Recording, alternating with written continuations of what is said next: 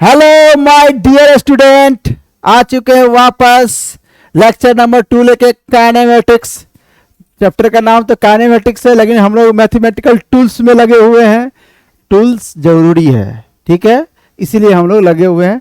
Vector को हम लोग ऑलमोस्ट जो है ख़त्म कर चुके हैं, लेकिन फिर भी हम लोग एक दो और कॉन्सेप्ट उसमें देख लेते हैं, ठीक है, ऐड कर लेते हैं। कोई दिक्कत? जैसे पिछला में कुछ जो है मैं गलत लिख दिया था।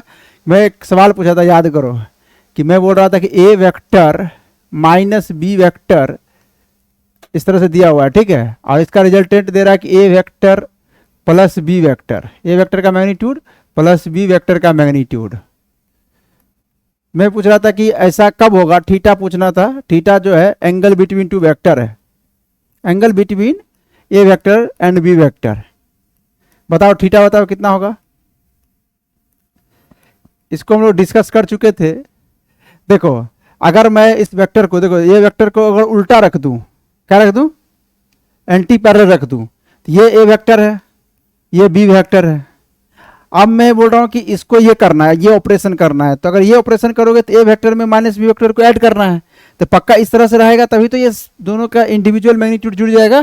तो ये एंगल कितना होना चाहिए था, 180 डिग्री, लेकिन वहाँ गलती से जो है 0 डिग्री लिखा गया था इससे पिछले लेक्चर में।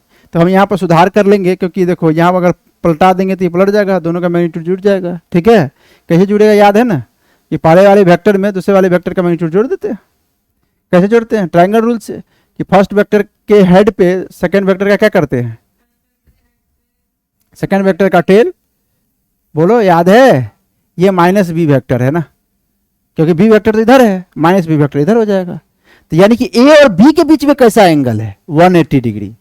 बी हम इसको मान रहे, तभी तो ए और बी के बीच में 180 डिग्री, तब ए माइनस बी ऐसे है, तभी तो ये आंसर आएगा। कुछ समझ में आया, नहीं आया समझ में? चलो एक दो कॉन्सेप्ट का और हम लोग जिक्र कर लेते हैं, ठीक है। आवाज आवाज में कोई दिक्कत, बोलो गाइज, कोई तकलीफ? देखो गाइज, ये वेक्टर है, ए वेक्टर अपना, देखो यहाँ ध्यान दो, ये ए वेक्टर है, ठीक है। इस वेक्टर का क्या कर रहे हैं हम लोग, कंपोनेंट ले रहे हैं। ये बी वेक्टर है, ये कौन सा वेक्टर है, बी वेक्टर, कौन सा, बी वेक्टर है, बी कौन सा, बी कौन सा, बी वेक्टर। भाई चिल्ला क्यों रहे हो, ये ए वेक्टर है, ये बी वेक्टर है, दोनों के बीच में एंगल में थीटा दे दिया हूं, ठीक है। तो इसमें बताओ तुम, फाइंड प्रोजेक्शन ऑफ,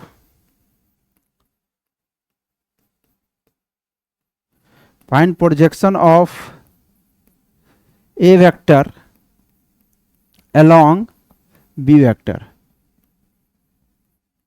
बताओ तो कैसे बताएंगे, याद करो क्या करते थे। अगर प्रोजेक्शन निकालना है, अगर इस वेक्टर का इस वेक्टर में प्रोजेक्शन निकालना है, तो यहाँ से लाइट डालो, ठीक है। पर यहाँ से क्या डालना है, लाइट। यहाँ जब तुम लाइट डालोगे ना पूरा, तो ये जो वेक्टर है इसका जो शैडो है कहाँ तक बन जाएगा, यहाँ से परपेंडिकुलर डाल दो। तुम अगर देखो तो यहाँ से तुम पूरा लाइट डालोगे ना, तो ये जो शैडो है ना यहाँ तक बन जाएगा। इसका जो शैडो है ना उसी को प्रोजेक्शन बोलते हैं। मतलब इस वेक्टर का जो छाया इस वेक्टर पे कितना आ जाएगा, बताओ कितना आ जाएगा, बताओ। ये आ जाएगा, ये इतना ही तो आएगा, ये वाला, और ये हो जाएगा ए कॉस थीटा। इसका मैग्नीट्यूड निकालोगे तो समझ में आया कि नहीं। तो देखो ये जो है ना, ये यही है प्रोजेक्शन वेक्टर, ए वेक्टर का प्रोजेक्शन वेक्टर ये है। ये वेक्टर कितना, इसको ऐसे दिखा सकते हो इस तरह से, ये है ए कॉस थीटा। अब वेक्टर में मैग्नीट्यूड हो गया लंबाई, डायरेक्शन किसके तरफ है, डायरेक्शन है बी वेक्टर की तरफ। डायरेक्शन किसके तरफ है, वी वेक्टर के तरफ जो है इसका डायरेक्शन है। देखो ये मैं बी वेक्टर को थोड़ा सा यहाँ से मिटा देता हूँ, और ये वेक्टर को मैं यहाँ पर लिख देता हूँ, ये बी वेक्टर दिख रहा है तुम्हें। और ये इसका मैग्नीट्यूड कितना है बताओ, ए कॉस थीटा, और डायरेक्शन किधर है, बी कैप की तरफ। बोलो समझ में आ रहा है कि नहीं। तो अगर मैं बोलूं कि ये जो आंसर हो जाएगा वो तो सीधा आंसर हो जाएगा ए कॉस थीटा, अगर सिर्फ मैग्नीट्यूड की बात करें तो, क्योंकि ए का प्रोजेक्शन बी के अलॉन्ग तो ए कॉस थीटा आया है। समझ में आ रहा है कि नहीं। इसको हम इस तरह से भी लिख सकते हैं, ध्यान देना। इसको क्या कर सकते हैं, अगर बी से ऊपर नीचे अगर हम डिवाइड कर दूं तो ये हो जाएगा A B cos theta upon B. ये बताओ, ये कुछ दिक्कत है तो बताओ इसमें। अरे अलाउ है ना, ऊपर नीचे जो भी करना है ऊपर नीचे करो। तो ये क्या हो जाएगा, ए डॉट बी, और नीचे क्या हो जाएगा बी। बोलो अब याद है कल बताए थे कि बी वेक्टर यानी कि जिस जो वेक्टर है उसके मैग्नीट्यूड से डिवाइड कर देते तो क्या आ जाता है, कैप यूनिट वेक्टर आ जाता है, तो ये आ जाएगा। ये याद रखना है तुम्हें, ये वाला अगर याद रख लोगे ना कि कोई ए वेक्टर का बी के अलोंग प्रोजेक्शन क्या आ जाएगा, ए वेक्टर डॉट बी कैप, ए वेक्टर डॉट बी कैप, जिसके अलोंग कह रहा है उसका कैप हो जाएगा, जिस वेक्टर का प्रोजेक्शन कह रहा है उसका वेक्टर आएगा और डॉट प्रोडक्ट आएगा। समझ में आया? ये मैग्नीट्यूड लिखे हैं सिर्फ, और डायरेक्शन लिखना है तो कुछ नहीं करो। अगर वेक्टर फॉर्म में लिखना है इसी चीज को तो क्या करोगे, ए डॉट बी, ये तो तुम्हें आ गया, मैं डायरेक्शन क्या है, मैग्नीट्यूड है, और डायरेक्शन लगा दो बी कैप। अरे समझ रहे हो कि नहीं? तो ये वेक्टर फॉर्म में हो गया, ये क्या हो गया, वेक्टर फॉर्म। सवाल किस तरह से आ सकता है, चलो एक दो सवाल दे देता हूं। कहेगा कि देखो ये सवाल रहेगा कि इफ ए वेक्टर, ऐसे रहेगा, if A vector equal to 3i cap plus 2j cap plus k cap, ठीक है, एंड बी वेक्टर, इस तरह से given if A and B कितना हो जाएगा, i cap plus j cap, ऐसे दे दिया। If A and B are given, ऐसे करके दे दिया है। चलो ये फाइंड, ऐसे करके लिखेगा, find first angle between two vector, angle between A and B vector.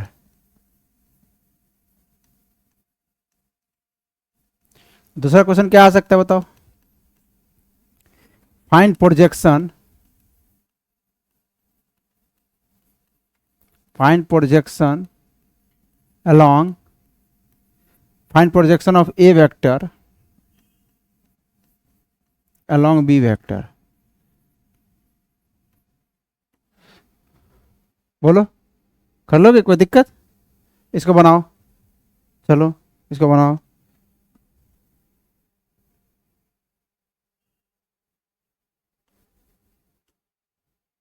इसे सॉल्व करो जल्दी, कितना समय दूं, 5 सेकेंड, चलो 30 सेकेंड दे दिया, चलो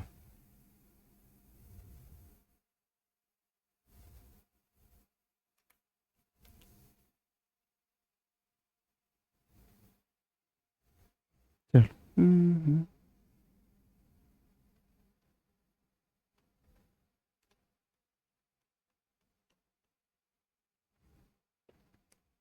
इसमें जानते हो, इसमें एक क्वेश्चन पूछ सकता, तीसरा नंबर इसमें और जोड़ देता हूं। इसमें लिखा गया कि find projection of, find projection of कितना, और फाइंड करो, फाइंड तो लिखा ही हुआ है, इसको फाइंड को भी हटाओ यहां से।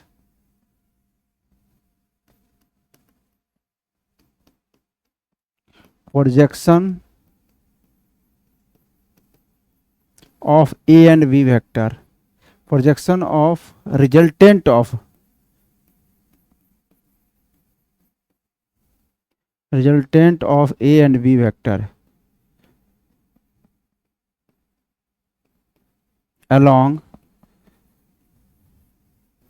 along x axis. कर लोगे? बोलो जल्दी जल्दी करो, कोई दिक्कत है तो बताओ। चलो इतना ही कर लो। चलो देखो क्या करना है, कुछ करना है क्या? अब एंगल बिटवीन टू वेक्टर, दो वेक्टर के बीच में एंगल जब भी निकालना हो तो हमने बताया था कि डॉट प्रोडक्ट करते हैं। कैसे करोगी देखो मैं बताता हूँ। जैसे ए डॉट बी क्या होता है बताओ, ए डॉट बी क्या होता है, ए बी कॉस थीटा। यहाँ से कॉस थीटा निकाल सकते हैं क्या? क्या होगा, A dot B upon A B. A जानते हो क्या है, magnitude of A vector, B क्या है, मैग्नीट्यूड ऑफ बी वेक्टर। बोलो तो ए वेक्टर का मैग्नीट्यूड कितना है बताओ, चलो जल्दी जल्दी निकाल लो। ए डॉट बी करोगे तो इसको डॉट प्रोडक्ट करो, देखो 3 को 3 प्लस जे का करो तो 2 प्लस यहाँ 0 है तो ये 0, ये तो हो गया डॉट बी। ए वेक्टर का मैग्नीट्यूड कितना हो गया, अंडर रूट 3 का स्क्वायर प्लस 2 स्क्वायर प्लस 1, तो 3 3 9, हाँ रूट 14, तो ये हो गया रूट 14। और इसका कितना हो जाएगा, रूट 2। बोलो अब कितना हो जाएगा, ये 5 अपॉन रूट। अब बताओ ये डायरेक्ट मल्टीप्लाई होता है क्या, क्यों नहीं होता? देखो √2 इंटू √2 को क्या लिख सकते हैं? 2 नहीं लिख सकते हैं? तो ये मल्टीप्लाई तो हो जाएगा, क्या हो जाएगा? √14 आएगा नहीं ये? तो कॉस थीटा कितना आ जाएगा बताओ? थीटा कितना आ जाएगा?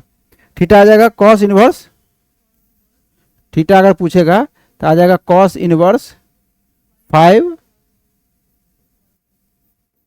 बोलो नहीं आएगा? यही आंसर हो जाएगा।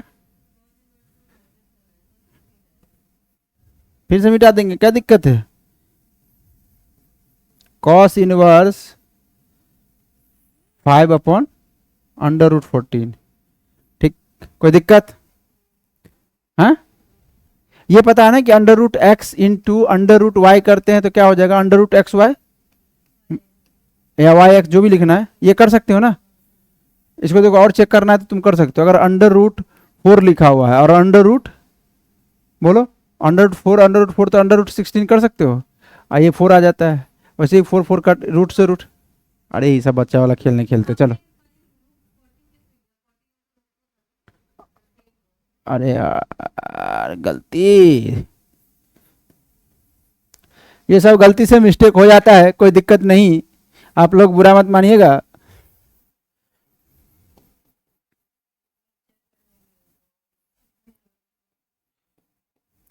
क्योंकि कभी कभी क्या होता है कि यहाँ पे जो स्टूडेंट है वो सो जाता है, उसको जगाने के लिए इस तरह का प्रतिक्रिया करना पड़ता है, पर इससे जो है टीचर पे ही उंगली उठ जाता है, इसलिए मैं नहीं करता। ये तो मुझे जानबूझ के गलती नहीं हुआ था, ये गलती हो गई। चलो ये देखो, ये दूसरा सवाल, सेकेंड सेकेंड सेकेंड, बताओ जल्दी इसका आंसर क्या होगा? इसको डायरेक्ट हम लिख सकते हैं ए वेक्टर डॉट बी, क्या बताओ? अभी रिजल्ट बताए थे, हैं? ए वेक्टर तो अपना ये दिया हुआ है 3i cap plus 2j cap plus k cap, और बी कैप निकालना था वेक्टर अपॉन उसका मैग्नीट्यूड, तो उसका मैग्नीट्यूड कितना? √2। ये अपना आंसर आ गया। इसके साथ डॉट प्रोडक्ट करना है, तभी पहले डॉट प्रोडक्ट किए नहीं, आंसर कैसे आ गया? डॉट प्रोडक्ट करो, ये 3 + 2 + 0 अपॉन √2, ये कितना आ गया? 5/√2, ये आंसर आ गया। देखो स्केलर आंसर आ रहा है। अब वेक्टर लगाना है तो बी कैप लिख देंगे, फिर इंटू बी कैप, और ये बी कैप यहाँ उतार देंगे। समझ में आ रहा है कि नहीं? अब ये देखो, ये वाला सवाल बनाओ, ये वाला बना, projection of resultant of A and B along X axis. तो रिजल्टेंट वेक्टर क्या हो जाएगा दोनों का? बताओ, सिंपल जुड़ जाएगा, आई को आई के साथ, जे को जे के साथ, के को के साथ, कितना आ जाएगा बताओ?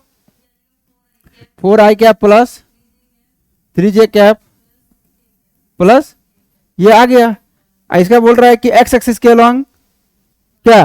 प्रोजेक्शन। अब यही तो है एक्स एक्सिस के अलोंग प्रोजेक्शन, एक्स एक्सिस के अलोंग प्रोजेक्शन है किसका?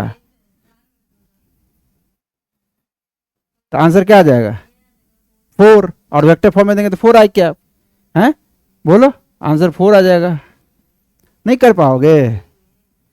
बताओ। चलो तो वेक्टर और रहने क्या क्या डॉट, अरे क्रॉस प्रोडक्ट करना बताते क्या? जैसे मान लो कुछ फिजिकल क्वांटिटी बता दो, जैसे टॉर्क होता है R क्रॉस F, बोलो। जैसे एंगुलर मोमेंटम को L से दिखाते हैं, वो होता है R क्रॉस P। और याद है कुछ? बताओ, नहीं याद है? अरे टॉर्क, मैग्नेटिज्म में भी बहुत सारा फॉर्मूला है, तो फिलहाल मैं इतना लेके चलता हूँ। तो जैसे क्या होता है कि एग्जाम्पल ऐसे दे देगा कि R वेक्टर दे दिया, ठीक है, बोला कि चलो 3i cap plus 2j cap, मैं रेंडम ले रहा हूँ, 4k कैप, ऐसे करके दे दिया, ठीक। और F वेक्टर भी दे दिया, i cap plus j cap plus k cap. समझ में आ रहा है? ऐसे दे दिया। अब बोला कि टॉर्क निकालो, फाइंड टॉर्क, टाउ निकालो, तो फॉर्मूला याद रहेगा तो कर लोगे। एक और है, जैसे कि तुम्हें जो है ना v देगा, v velocity vector omega cross r होता है, तो तुम्हें ओमेगा दे देगा, r दे देगा, और क्या कहेगा निकालने के लिए? क्या कहेगा बताओ? वेलोसिटी वेक्टर निकालो। तो क्या करोगे? निकाल दो। देखो कैसे निकालते हैं, मैं एक बार ना क्रॉस प्रोडक्ट कराना सिखा रहा हूँ कि जो r क्रॉस एफ करना है कि f क्रॉस r करना, r क्रॉस एफ है ना। ध्यान देना यहाँ पे जो है ना ऑर्डर जो है मायने रखता है कि आर को एफ की तरफ घुमाना है कि एफ को आर की तरफ, क्योंकि डॉट प्रोडक्ट में ऐसा नहीं होता था क्योंकि वो स्केलर प्रोडक्ट था, लेकिन ये अपना प्यारा सा वेक्टर प्रोडक्ट है जो तकलीफ देता है, तो तकलीफ को दूर करेंगे। इसमें करने का तरीका ये है कि ऐसे करके दो डंडा खींच लो, खींच लिए, ऊपर लिख लो आई कैप, जे कैप और के कैप। अब देखो आर को एफ की तरफ घुमा रहे हो तो आर वेक्टर का पहला जो है ना आर का कोफिशिएंट लिखो, फिर एफ का कोफिशिएंट लिखना है। कोफिशिएंट मतलब यूनिट वेक्टर के कोफिशिएंट, नहीं दिख रहा है क्या, बोलो। तो आई का जो कोफिशिएंट बताओ कितना है 3, जे का 2 और ये 4, और एफ का बताओ 1 1 1। हम सिंपल नंबर ले लिए थे, ठीक है। बोलो अब क्या करना बताओ। अब कुछ नहीं करना, मैं तरीका बताता हूं वो देखना। अब देखना मैं बोल रहा हूं कि अगर मैं इस लाइन को लूंगा, ये वाला लाइन को, ध्यान देना, ये वाला लाइन को, ये लेंगे ना तो ये वाला पूरा ढक जाएगा ऐसे करके। जब इसको लेंगे तो ये ढक जाएगा, तो ये करो ये हो जाएगा। जब इसको लेंगे ये ढक जाएगा, ठीक है। तो ये और ये पहले इधर वाला तब इधर वाला माइनस इधर वाला प्रोडक्ट करते हैं, ठीक है। हाँ क्या करेंगे, समझ में आ गया? आ गया तो करना है भाई। तो ये क्या हो जाएगा बताओ, पहले आई कैप लिखेंगे, कितना हो जाएगा, ये नहीं ये ढक जाएगा तो 2 माइनस 4, ये प्रैक्टिस करो तभी आएगा। एक बार प्लस माइनस प्लस, तो यहां पर बोलेंगे माइनस जे कैप। अब जे कैप वाला रो को जो ढक दो तो ये 3 माइनस 4 आ जाएगा, प्लस के कैप, ऐसे ढक दो इसको। तो ये ढकोगे तो कितना आ जाएगा 3 माइनस 2, 3 माइनस 2। अब देखो आ गया -2 आई कैप माइनस प्लस जे कैप प्लस के कैप, ये तुम्हारा जो है टॉर्क आ गया, ठीक है, वेक्टर फॉर्म में। तो कर लोगे, ठीक है। तो हो गया, ये थोड़ा बड़ा जो छूट गया था ना पीछे। चलो भैया आगे बढ़ते हैं। आगे हम लोग अब बेसिक मैथ को थोड़ा देख लेते हैं। याद करो उस दौर को जब ट्रिगोनोमेट्री पढ़ाए थे डिटेल में, 2-3 लेक्चर याद है, इतना डिटेल। ट्रिगोनोमेट्री में जो है सबसे पहले हम लोग एंगल को डिफाइन कर लेते हैं। एंगल को डिफाइन कर, याद है कुछ? देखो ये एंगल अपना, ये देखो ये एक इनिशियल रे हो गया, ठीक है। इसी रे को घुमा दो ऐसे करके। तो मैं बोला था कि जो स्पेस क्रिएट करता है वही क्या है, एंगल कहलाता है। ये प्लेन एंगल है, कौन सा एंगल है, प्लेन एंगल की बात कर रहे हैं हम लोग। और उसको हम लोग दिखाते हैं थीटा से, ये सिंबल है, ठीक है। तो यहाँ पर थीटा बराबर क्या होता था बताओ, याद करो, आर्क लेंथ अपॉन, अब थोड़ा सा रफ्तार में पढ़ाऊंगा है ना, क्योंकि ये सब रिवीजन है।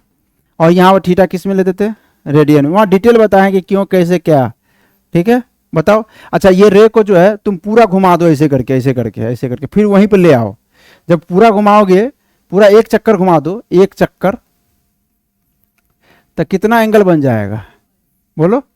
तो एक चक्कर घुमाओगे तो थीटा, आर्क लेंथ कितना हो जाएगा 2 पाई आर, अरे पेरीमीटर 2 पाई आर हो जाएगा, और रेडियस आर है, कट गया तो थीटा कितना आया 2 पाई, और ये रेडियन में आता है तो 2 पाई रेडियन आ गया।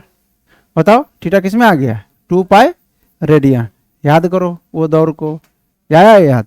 और ये भी याद है तुम्हें कि अगर पूरा घुमा देते हो ना ऐसे करके, अगर तुम्हें पूरा घुमाने के लिए बोल दिया जाए तो तुम्हें पता है कि अगर इसको ऐसे करके घुमा दो, ऐसे करके पूरा घुमा दो ऐसे करके, और फिर यहीं पे ले आओ, तो क्या होगा, कितना एंगल क्रिएट कर देगा ये 360 डिग्री।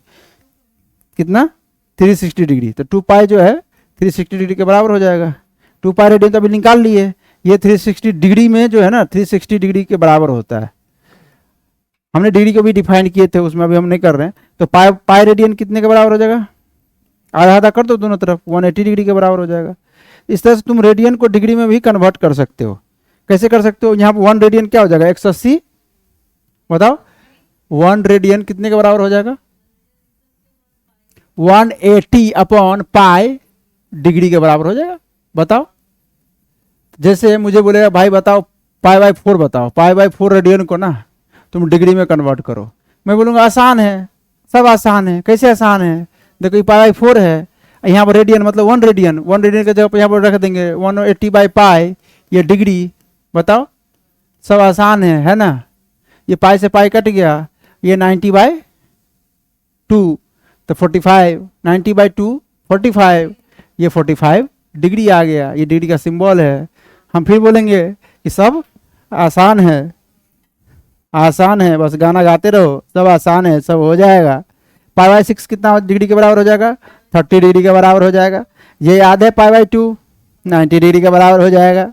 अरे भैया पाई 180 डिग्री के बराबर है, दोनों तरफ आधा आधा कर देंगे तो बाधा कुछ आएगा थोड़ी, 90 डिग्री के बराबर हो जाएगा भैया। आगे बढ़ते हैं और बता दें 120 डिग्री को बताओ, 120 डिग्री इसको रेडियन में बताओ। अच्छा इसको उल्टा कर भी सकते हैं ना भाई, डिग्री को रेडियन में बदलना है तो क्या करना है, डिग्री को रेडियन में बदलना है तो π/180 से इंटू करेंगे, 0 से 0 जाएगा, 6 दूना 12, 6 त्रिक 18, 2π/3। यहाँ पे स्टूडेंट बहुत फास्ट बोल रहे हैं, इसका मतलब इसको आ गया तो सबको आ गया। चलो आगे बढ़ते हैं। तो ये एंगल कन्वर्जन, कल को ऐसा भी क्वेश्चन आपको पूछा जा सकता है कि भैया ऐसा है, कैसा है कि ऐसा कि रेडियस ना हम ऐसा कर लेते हैं कि थोड़ा सा, ये मान लो जो आर्क लेंथ है ना, ये आर्क लेंथ में पाई सेंटीमीटर दे देता हूँ। बोलो कितना सेंटीमीटर? बोलो, कोई तकलीफ है तो बोलो, हैं बोलो। और मैं रेडियस देता हूँ 2 सेंटीमीटर। ओहो रेडियस 2 सेंटीमीटर नहीं 6 सेंटीमीटर देता हूँ। कितना? 6 सेंटीमीटर। तो फाइंड एंगल,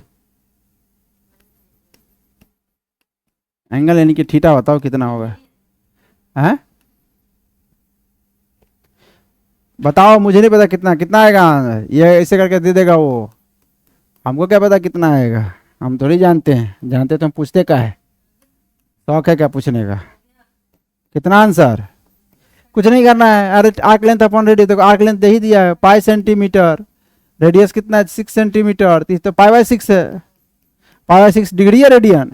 डिग्री या रेडियन? रेडियन, रेडियन फंस गया यहाँ पे। अब इसको मैं कन्वर्ट कर सकता हूँ, इसको हम कन्वर्ट कर सकता हूँ π/6 इंटू 180/π, तो ये हो जाएगा 30 डिग्री, है ना। कंफ्यूज नहीं करने का, कंफ्यूज नहीं होने का।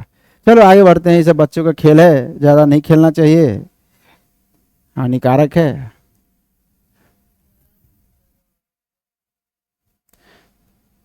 चलो आगे बढ़े। देखो भैया तकलीफ है तो बताओ, तकलीफ है तो बोलो, तकलीफ पूछने। चलो देखो, अच्छा एक बात बताओ, बचपन में पढ़े होगे 5-6 में, पढ़े हो कि नहीं पढ़े हो? क्या पढ़े हो? ये कौन सा ट्राइंगल है? क्या बात कर रहे हो? ये राइट एंगल ट्राइंगल है। यस, यहाँ पर स्टूडेंट बहुत तेज है, यहाँ पर 90 डिग्री है, ये एक एंगल 90 डिग्री है, तो ये राइट एंगल ट्राइंगल है। अच्छा एक बात, अगर मैं इसको थीटा मान लूँ तो क्या इसका नाम क्या है? इसका नाम परपेंडिकुलर है। इसका नाम क्या है? बेस। सबसे बड़ी साइड को हम लोग बोलते हैं हाइपोटेनस। पाइथागोरस ने कुछ दिया था, बताओ क्या दिया था? पाइथागोरस ने थ्योरम दिया था, मैथमेटिकल डेरिवेशन। उन्होंने बोला था कि भैया h स्क्वायर करोगे तो वो P square plus B square के बराबर आ जाएगा। तो हमने बोला तो ठीक है भैया, अच्छी बात है, आ जाएगा तो आ जाएगा। चलो ये आ गया, ये तो याद ही रखना है। उन्होंने क्या किया, देखो उन्होंने क्या किया, उन्होंने क्या, किसने किया मुझे नहीं पता, लेकिन राइट एंगल ट्रायंगल में क्या खास बात है, इसमें तुम्हें कितने साइड्स दिख रहे हैं? 3 साइड्स दिख रहे हैं। अगर मैं रेशियो निकालने जाऊँ ना तीनों साइड्स का, तो 6 रेशियो बनेगा। Perpendicular by base, perpendicular by hypotenuse, hypotenuse by base, फिर उसका उल्टा कर देंगे तो 6 कितने बनेंगे? रेशियो। तो 6 ट्रिगोनोमेट्रिक रेशियो भी बन गया। हाँ, इसी का नाम दे दिया गया, साइड का रेशियो निकाल के नाम दे दिएगा, उसी का नाम था 6 ट्रिगोनोमेट्रिक रेशियो। क्या हो गया?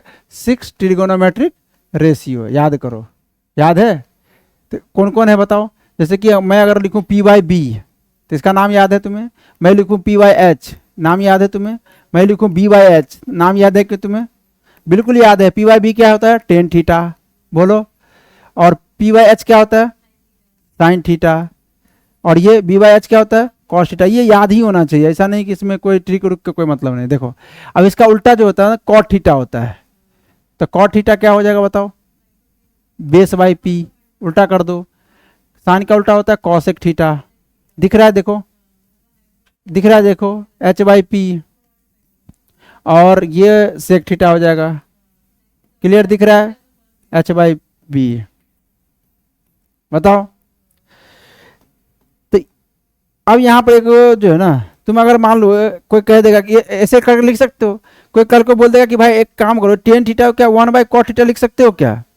मैं बोलूँगा आराम से लिख सकता हूँ। कोई बोलेगा साइन थीटा को तुम ये भी लिख सकते हो 1/cosec थीटा। मैं बोलूँ आराम है, तुम ऊपर से देख के लिख रहे हो। हम कहे हाँ ऊपर से ही देख के लिख रहा हूँ। अगर मैं बोलूँ cos थीटा को तो 1/sec थीटा।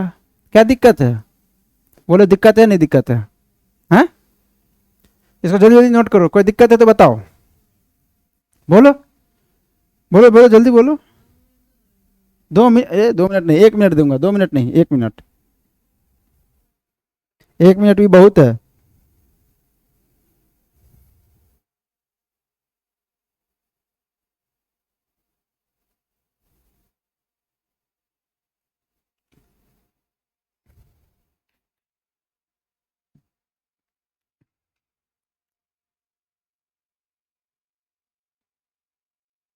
अच्छा एक बात और याद है कि तुम्हें एंगल में मैं ये बोला था कि अगर मान लो कि एंगल में ऐसे करके ये इनिशियल रे को तुम इधर घुमाओगे, किधर, एंटी क्लॉकवाइज, तो थीटा को पॉजिटिव में लेना है।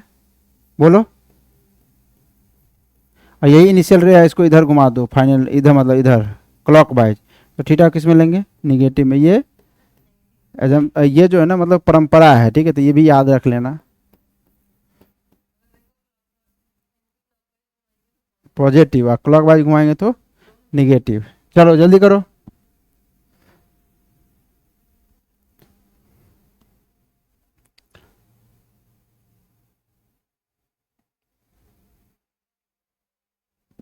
हो गया भैया? आवाज आवाज में कोई दिक्कत? हेलो?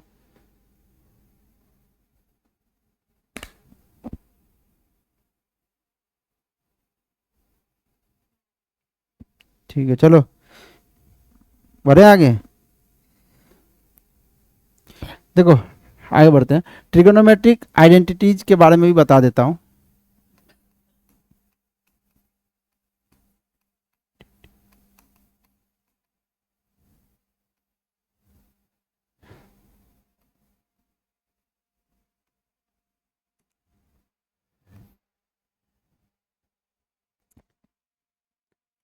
यहाँ पे ध्यान देना, ये देखो ये सही लिखा हो गया। हाँ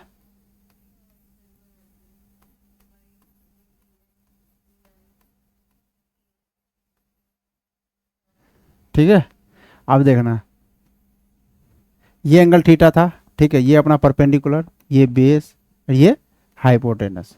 तो देखो यहाँ पे एक बात देखना कि जो पाइथागोरस ने थ्योरम दिया था, याद करो, P square plus B square upon H square, ठीक है। एक बार क्या करो तुम परपेंडिकुलर से सब में डिवाइड कर दो। जब तुम सब में परपेंडिकुलर से डिवाइड करोगे तो परपेंडिकुलर से डिवाइड करो तो परपेंडिकुलर अपन परपेंडिकुलर का स्क्वायर हो जाएगा। ये बोलो, ये हो जाएगा बेस अपन परपेंडिकुलर का स्क्वायर। बोलो, मतलब परपेंडिकुलर स्क्वायर से डिवाइड कर रहे हैं, ये हाइपोटेनस अपन परपेंडिकुलर का स्क्वायर। बोलो, तो ये तो 1 हो जाएगा। ये क्या हो जाएगा? ये क्या होगा? ये हो जाएगा कॉट स्क्वायर थीटा, और ये कितना हो जाएगा? कॉसेक। ये एक आइडेंटिटी निकल के आ जाता है। अब इसको तुम्हें क्या करना है, याद कर सकते हो तो याद कर लो। अब इससे तो 3 को आइडेंटिटी निकाल सकते हो तुम। कैसे बताओ? बोलो कैसे? एक बार तुम परपेंडिकुलर स्क्वायर से डिवाइड किए हो ना, एक बार बेस से करो। तो मैं एक बार डायरेक्टली लिख देता हूँ। अगर बेस से करूंगा तो परपेंडिकुलर अपन बेस कितना हो जाता है बताओ? 10 परपेंडिकुलर 10 स्क्वायर थीटा प्लस, अब बेस अपन बेस तो 1 हो जाएगा, ये equal to hypotenuse upon perpendicular, sorry किससे किए हैं? बेस है तो हाइपोटेनस अपन बेस क्या सेक स्क्वायर थीटा। कर पाओगे? एक बार आप किससे कर दिए, अब हाइपोटेनस से करो। तो perpendicular upon hypotenuse sine square theta, base upon hypotenuse बोलो कॉस स्क्वायर थीटा, और ये हाइपोटेनस तो 1 ही हो जाएगा। कट, तो कितने आइडेंटिटी हो गए? 3। तो ये वाला भी याद रख लो, ठीक है। एक साथ ही डब्बा में बंद कर देता हूँ, याद रहेगा। इसको तुम चेंज भी कर सकते हो इधर उधर करके, और टेन स्क्वायर थीटा लिखना है तो सेक स्क्वायर थीटा प्लस 1 कर सकते हैं। कोई दिक्कत? आगे बढ़े, बोलो।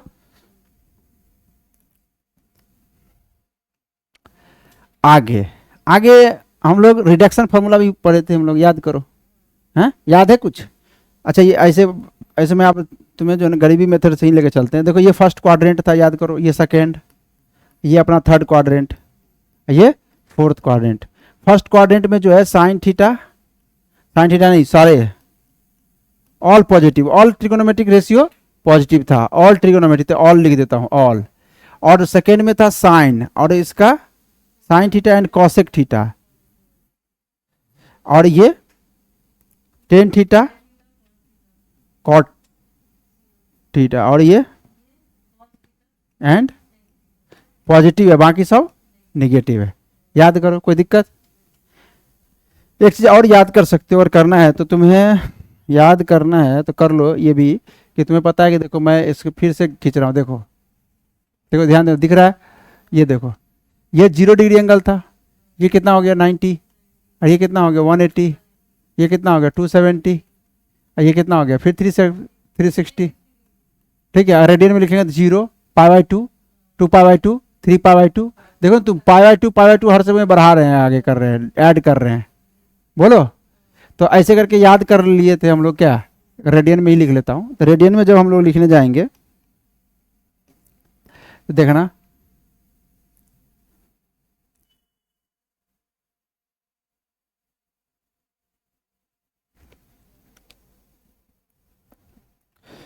देखना ये क्या है 0, ये π/2, ये पाई, और ये 2π/2 पाई हो गया 3π/2, और 4π/2 2π हो गया, फिर ये 5π/2, और ये 6π/2 3π, और ये 7π/2, फिर 8π/2 4π। तो कुछ दिख रहा है तुम्हें? ये दिख रहा है कि ये इवन इंटू पाई है, ये क्या है? इवन नंबर इंटू पाई डाला हुआ है। ठीक है, अब इसको देखो, अगर इसको 4 से डिवाइड करोगे ना तो ये 4n प्लस, बोलो कितना रिमाइंडर बचता है? 1 इंटू π/2। देखो तुम इसमें फॉर्मूला रखो, 1 रखो, अगर 0 रखोगे, पहली बार π/2 आए तो 0 रखोगे तो π/2 आ गया, दूसरी बार आएगा तो 1 रखोगे, मतलब वापस 1, n बराबर 1, तो क्या आएगा? ये 5π/2, और फिर 2 रखोगे तो 9π/2 आ जाएगा ना। ये देखो ये ऑड इंटू पाई है, इसको करो तो, इसको 4 से डिवाइड करो तो रिमाइंडर 3 बचता है, तो ये 4n प्लस 3 इंटू π/2 है। ये दिख रहा है कि नहीं दिख रहा है? दिख रहा है ना, कोई दिक्कत तो नहीं है। अब मैं बोल रहा हूँ कि जब इस लाइन पे आएगा, रिडक्शन करेंगे, मतलब इस लाइन से अगर आगे पीछे जाएंगे, देखो इस पे होता है चेंज, और इस लाइन पे आएगा तो नो चेंज। अभी मैं बताता हूँ क्या है, बोल रहा हूँ मैं। चेंज का मतलब यहाँ पर खुला नहीं है, चेंज का मतलब खुला है क्या? ये जो चेंज का क्या मतलब मैं वो बताता हूँ। जो चेंज जो लिखा हुआ है ना, चेंज का मतलब है कि साइन थीटा जो अपने को फंक्शन कॉस थीटा में चेंज हो जाएगा। कब? जब ये वर्टिकल लाइन पे आएगा तो। और टेन थीटा किस में चेंज हो जाएगा? कॉट थीटा में चेंज हो जाएगा। और क्या बच गया? सेक थीटा किस में हो जाएगा? अब मैं एग्जांपल लेके समझाना चाहता हूँ ताकि तुम्हें दिमाग में घुसे। देखो इसका पूरा डिटेल हम लोग पढ़ेंगे, क्यों आता है, कैसे आता है। ये तो हम लोग ट्रिक याद कर रहे हैं ना, एकदम ट्रिक जो दिमाग में क्या करे। हाँ देखो, ये देखो मैं ये बोल रहा था, मैं कुछ बोल रहा था, ये देखो दिखा? कुछ नहीं दिखा। अब मैं जो है सवाल लिख रहा हूँ। देखो जैसे मुझे करना है साइन 3π/2 प्लस थीटा, ठीक है। अब मुझे इसको रिड्यूस करना है, मतलब इतना बड़ा एंगल बहुत ज़्यादा लग रहा दिख रहा था, इसको रिडक्शन करना है, रिडक्शन फॉर्मूला बोलते हैं इसको। तो 3π/2 कहाँ है पता है? ये है 0, ये है π/2, ये 2π/2 तो पाई, ये है 3π/2। अब 3π/2 में कुछ एंगल ऐड कर रहे हैं, तो कौन सा क्वाड्रेंट में आएगा वो? फोर्थ क्वाड्रेंट में। अगर फोर्थ क्वाड्रेंट में आएगा तो फोर्थ क्वाड्रेंट में साइन निगेटिव होता है, तो ये पहले देखेंगे फोर्थ क्वाड्रेंट में साइन निगेटिव, पहले तो वैल्यू निगेटिव आएगा, ठीक है। और इसमें चेंज होता है नो चेंज, क्योंकि ये एंगल जो है ऐसे आएगा, ऐसे करके यहाँ चेंज हो जाता है। चेंज साइन किस में चेंज होता है, कॉस में। और ये जो थीटा लिखा होता है ये थीटा आ जाएगा। समझ में आया कि नहीं? जैसे मैं और एग्जांपल ले लेता हूँ, जैसे मान लो लिख लिया 10 8 पाई प्लस थीटा। अब बताओ इसे क्या करोगे, 8 पाई मतलब इवन इंटू पाई है, तो इवन इंटू पाई, तो इवन नंबर ये आ रहा है ना, इसको बोलते हैं इवन इंटू पाई। क्योंकि यहाँ पे देखो ना 3, ये 4 पाई मतलब 2 पाई, फिर आ जाएगा अगली बार 4 पाई, ऐसे करके आ जाएगा ना। तो ये इवन इंटू पाई है, तो देखो 8 पाई भी आ जाएगा। तो इस लाइन पे कुछ ऐड करेंगे तो फर्स्ट क्वाड्रेंट में पहुंच जाएंगे। और फर्स्ट क्वाड्रेंट में क्या होता है कि सब पॉजिटिव होता है, तो ये तो पॉजिटिव ही आएगा। और ये चेंज नहीं होता इसमें, तो 10 का 10 ही रह जाएगा और 10 थीटा हो जाएगा। बताओ कर लोगे? एक और देख लो,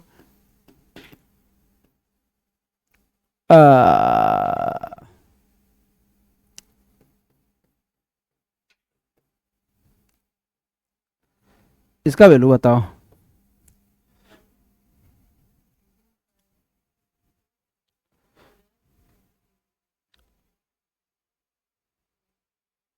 हेलो हेलो, बताओ इसका वैल्यू। हो गया, कर लिए?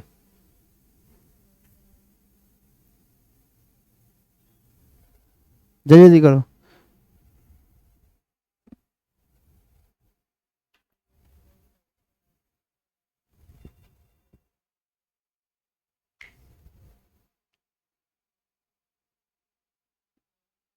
नहीं हुआ, कितना है बताओ। अरे ये देखो कट रहा है, कटना भी चाहिए यार। देखो यहाँ आँख खोल के बैठे हो तो यहाँ देखो ये 2 से कट जाएगा ना 9, ये 9 पाई बाई 9 पाई प्लस 30 है, तो 9 पाई, तो ये ऑड पाई, देखो ये ऑड इंटू पाई है, तो ये कहाँ है, इस लाइन पे है। और यहाँ पर थीटा जोड़ रहे हैं तो ऐड कर रहे हैं, तो इस क्वाड्रेंट में आ जाएगा। कौन से quadrant? Third quadrant. Third quadrant में साइन निगेटिव, तो पहले निगेटिव डाल देंगे। इस पर चेंज नहीं होता है, तो साइन का साइन ही रह जाएगा। पहले देखो यहाँ से हम साइन डालते हैं, साइन थर्ड क्वाड्रेंट में निगेटिव, इसलिए निगेटिव डाल दिए। अब इस लाइन पे चेंज नहीं होता तो साइन का साइन ही रह जाएगा, और ये थीटा लिखा जाएगा तो 30 डिग्री। तो इसका वैल्यू कितना आ जाएगा, -1/2। तो ये बहुत आसान होता है। एक और देता हूँ, जैसे कि मान लो कि साइन -60 डिग्री बोलेगा, इसका वैल्यू बताओ।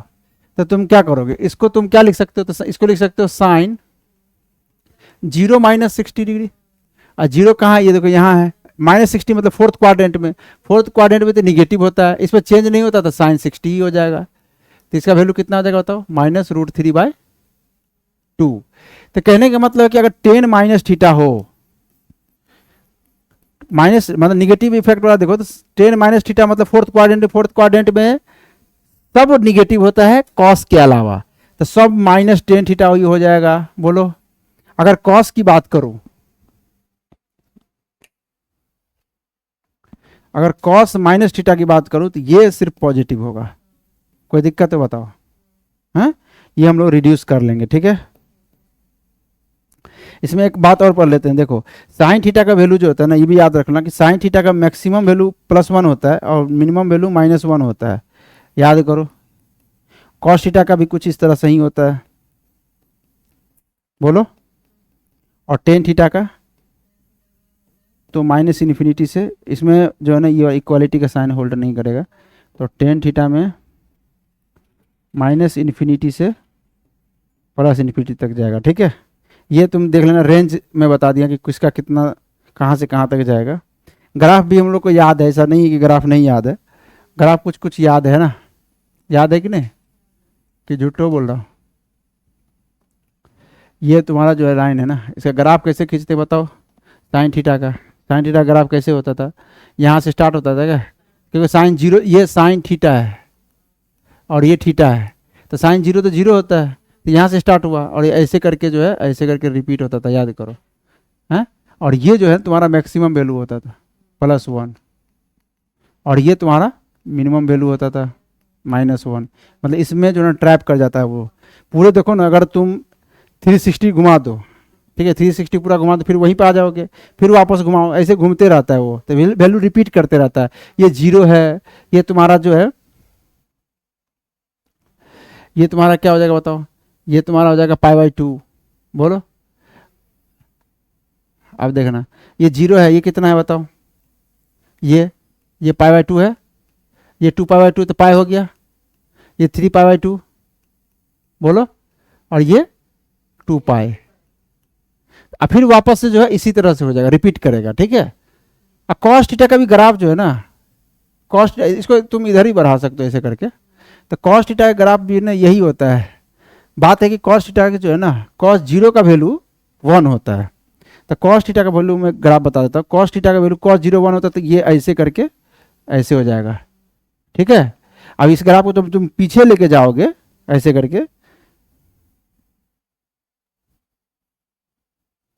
ये ग्राफ को तुम पीछे लेके जाओ ऐसे करके, तो तुम्हें दिखेगा कि तो कॉस्ट, ये तो साइन थीटा ग्राफ है। साइन थीटा ग्राफ को जो है ना ऐसे खींच दो तो यही ग्राफ है, पर ठीक है मैं यहाँ पर ये कॉस थीटा ग्राफ होगा, कॉस थीटा और थीटा दोनों एक ही है, तो लेकिन इसका वैल्यू खाली 0 पे जो है ना, देखो यहाँ पे 0 पे +1 है, ठीक दिख रहा है तुम्हें। और यहाँ पर देखना -1 किस कहाँ पर बताओ, ये देखो ये 0 है, ये पाई बाई 2 है, ये तुम्हारा क्या है, पाई है, अरे दिख रहा है, और ये क्या है 3 पाई बाई 2 है, और ये तुम्हारा जो है 2 पाई है, ये दिख रहा है 2 पाई, यहाँ पर लिख दिया हूँ 2 पाई।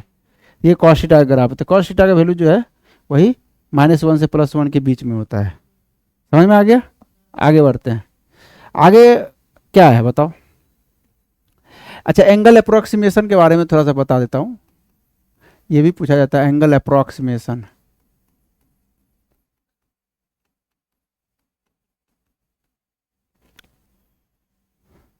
एंगल अप्रोक्सीमेशन, थीटा जब न 5 डिग्री से कम लेते हैं, थीटा जब स्मॉल होता है, छोटा होता है, तो साइन थीटा का वैल्यू जो है ना वो थीटा के बराबर हो जाता है, और कॉस थीटा का वैल्यू क्या होता है 1 के बराबर होता है, वैल्यू 1 के बराबर होता है। और टेन थीटा का कितने के बराबर होता है, थीटा के बराबर। वो किस कैसे होगा बताओ। जैसे देखो ये राइट एंगल ट्राइंगल है ना, ये थीटा है, ये थीटा ये परपेंडिकुलर है, ये बेस है, ये क्या है हाइपोटेनस है, ठीक है।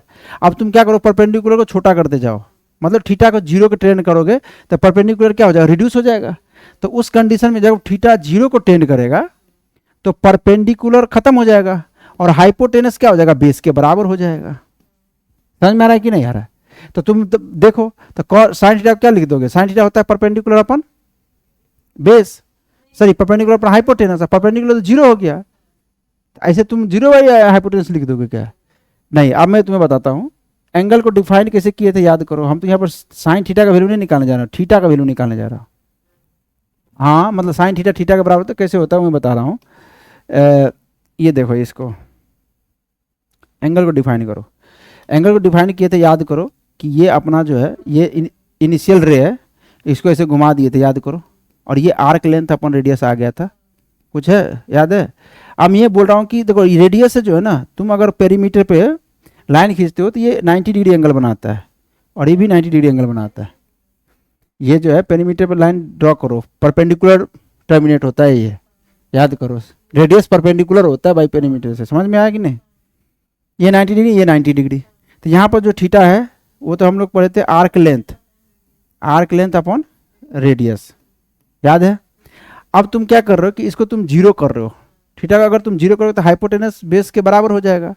तो तुम देखोगे कि थीटा 0, ये 90 डिग्री है, ये 90 माइनस थीटा है, तो दोनों जो है ना ये 90 डिग्री हो जाएगा, क्योंकि थीटा 0 होगा तो ये भी 90, ये भी 90 हो जाएगा। समझ में आ रहा है कि नहीं क्या बोल रहा हूँ मैं?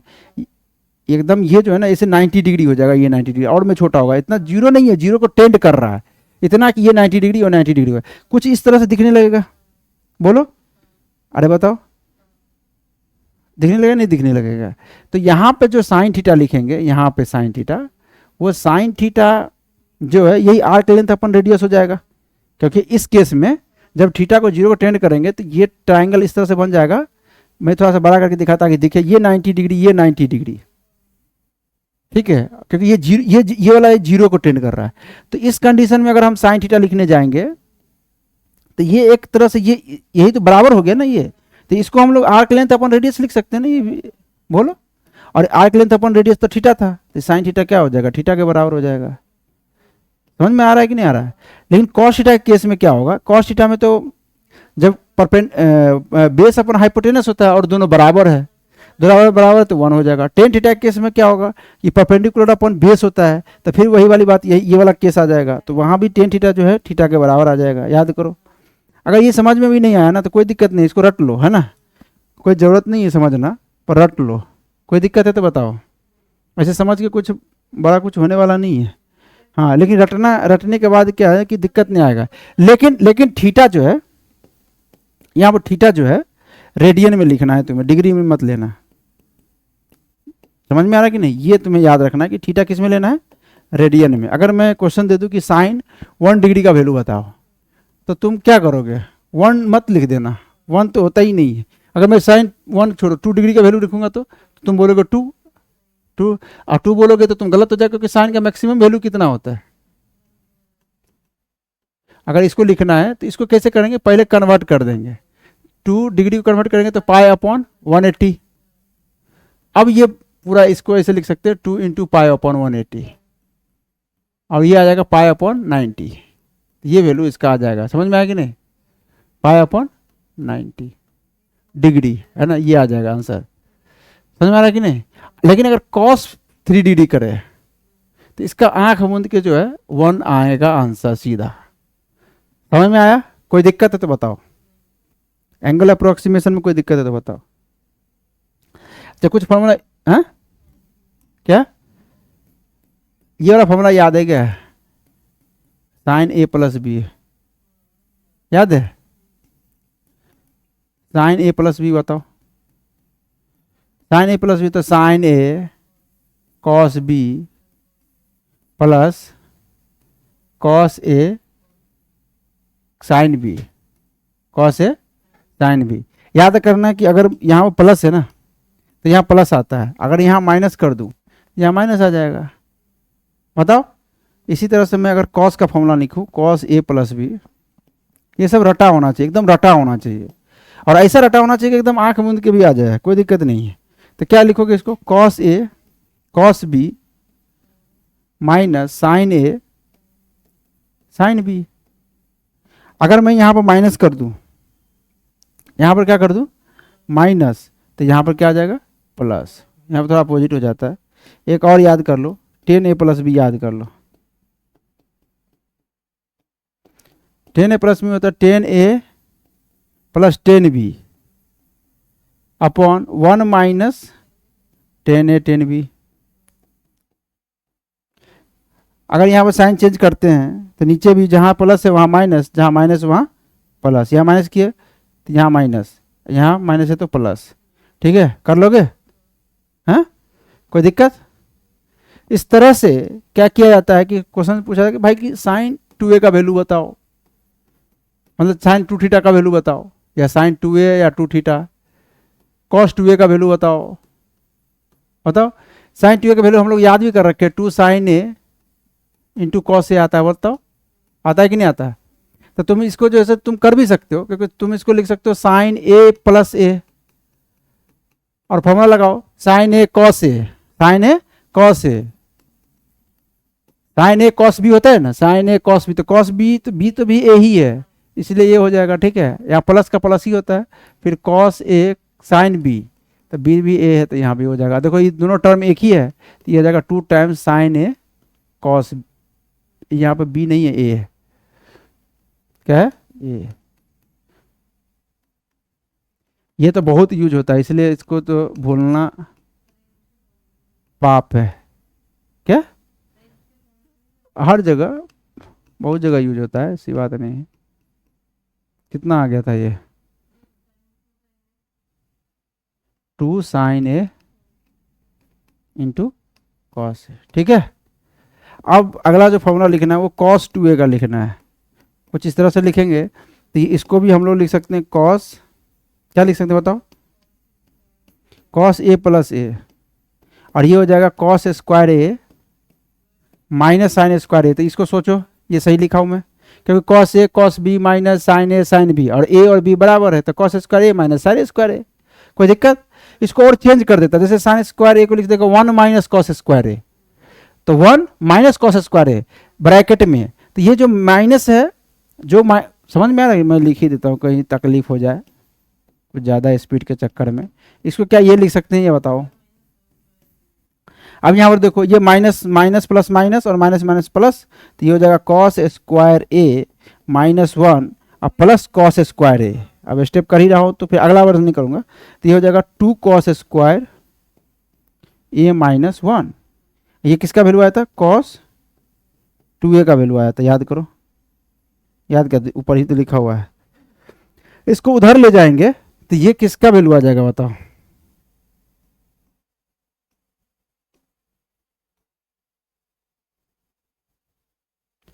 यहां पे देखना कि मैं इसको 1 को उधर ले जाता हूं तो ये हो जाएगा cos 2a plus 1 equal to कितना हो जाएगा बताओ, 2 कॉस स्क्वायर ए हो जाएगा ना। अच्छा एंगल को थीटा कर दो, एंगल को जो है ना यहाँ पे हाफ कर दो, एंगल को क्या करोगे, हाफ। एंगल को हाफ करोगे तो ये हो जाएगा कॉस ए प्लस अगर 1 लिखोगे ना तो ये कितना हो जाएगा 2 कॉस स्क्वायर ए बाई 2। कोई दिक्कत, हाँ बोलो। तो ये वाला खुद अगर जानते हो ये सब फॉर्मूला को खुद लिखोगे ना तो 2-4 बार लिखोगे तो याद ही हो जाएगा। तो मेहनत तो करना ही पड़ेगा ना, बिना मेहनत के कुछ मिलता है आजकल। बोलो। अच्छा एक बार यहाँ पर साइन को चेंज किया, एक बार कॉस को चेंज कर दो, कॉस को साइन में चेंज कर दो तो हो जाएगा 1 माइनस साइन स्क्वायर, तो ये 1 माइनस 2 साइन स्क्वायर हो जाएगा।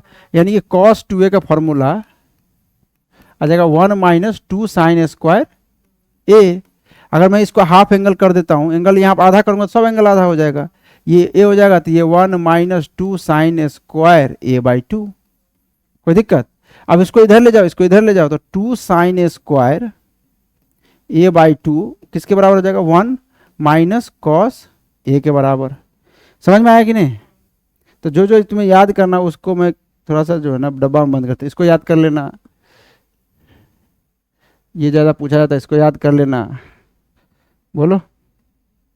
और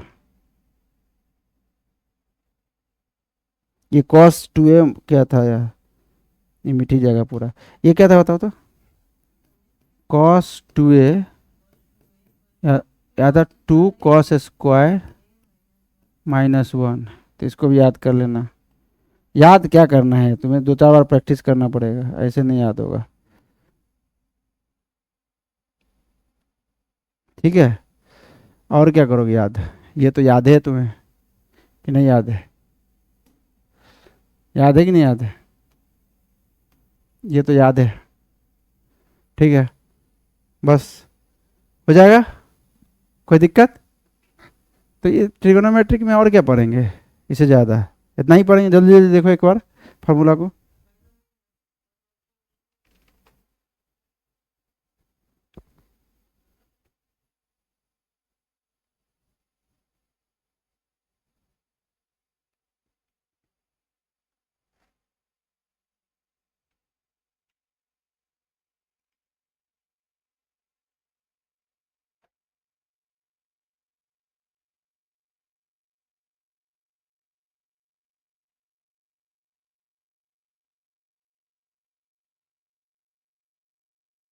चलो हम लोग पढ़ते हैं अब क्या है, basic coordinate geometry. Coordinate geometry तो हम लोग जानते हैं ना, क्या करते हैं हम लोग इस कोऑर्डिनेट ज्योमेट्री में कि to specify the position of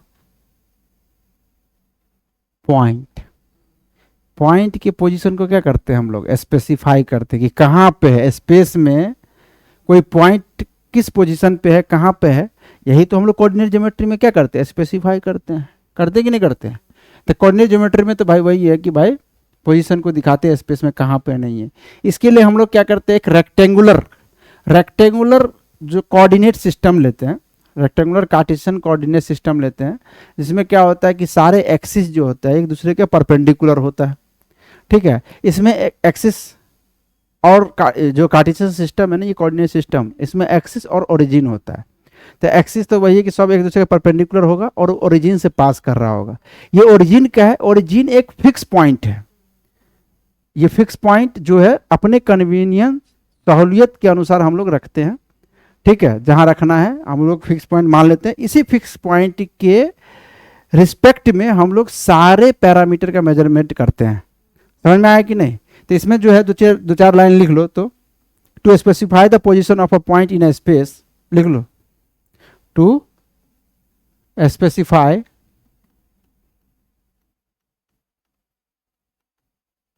of a point in to specify of a position of a point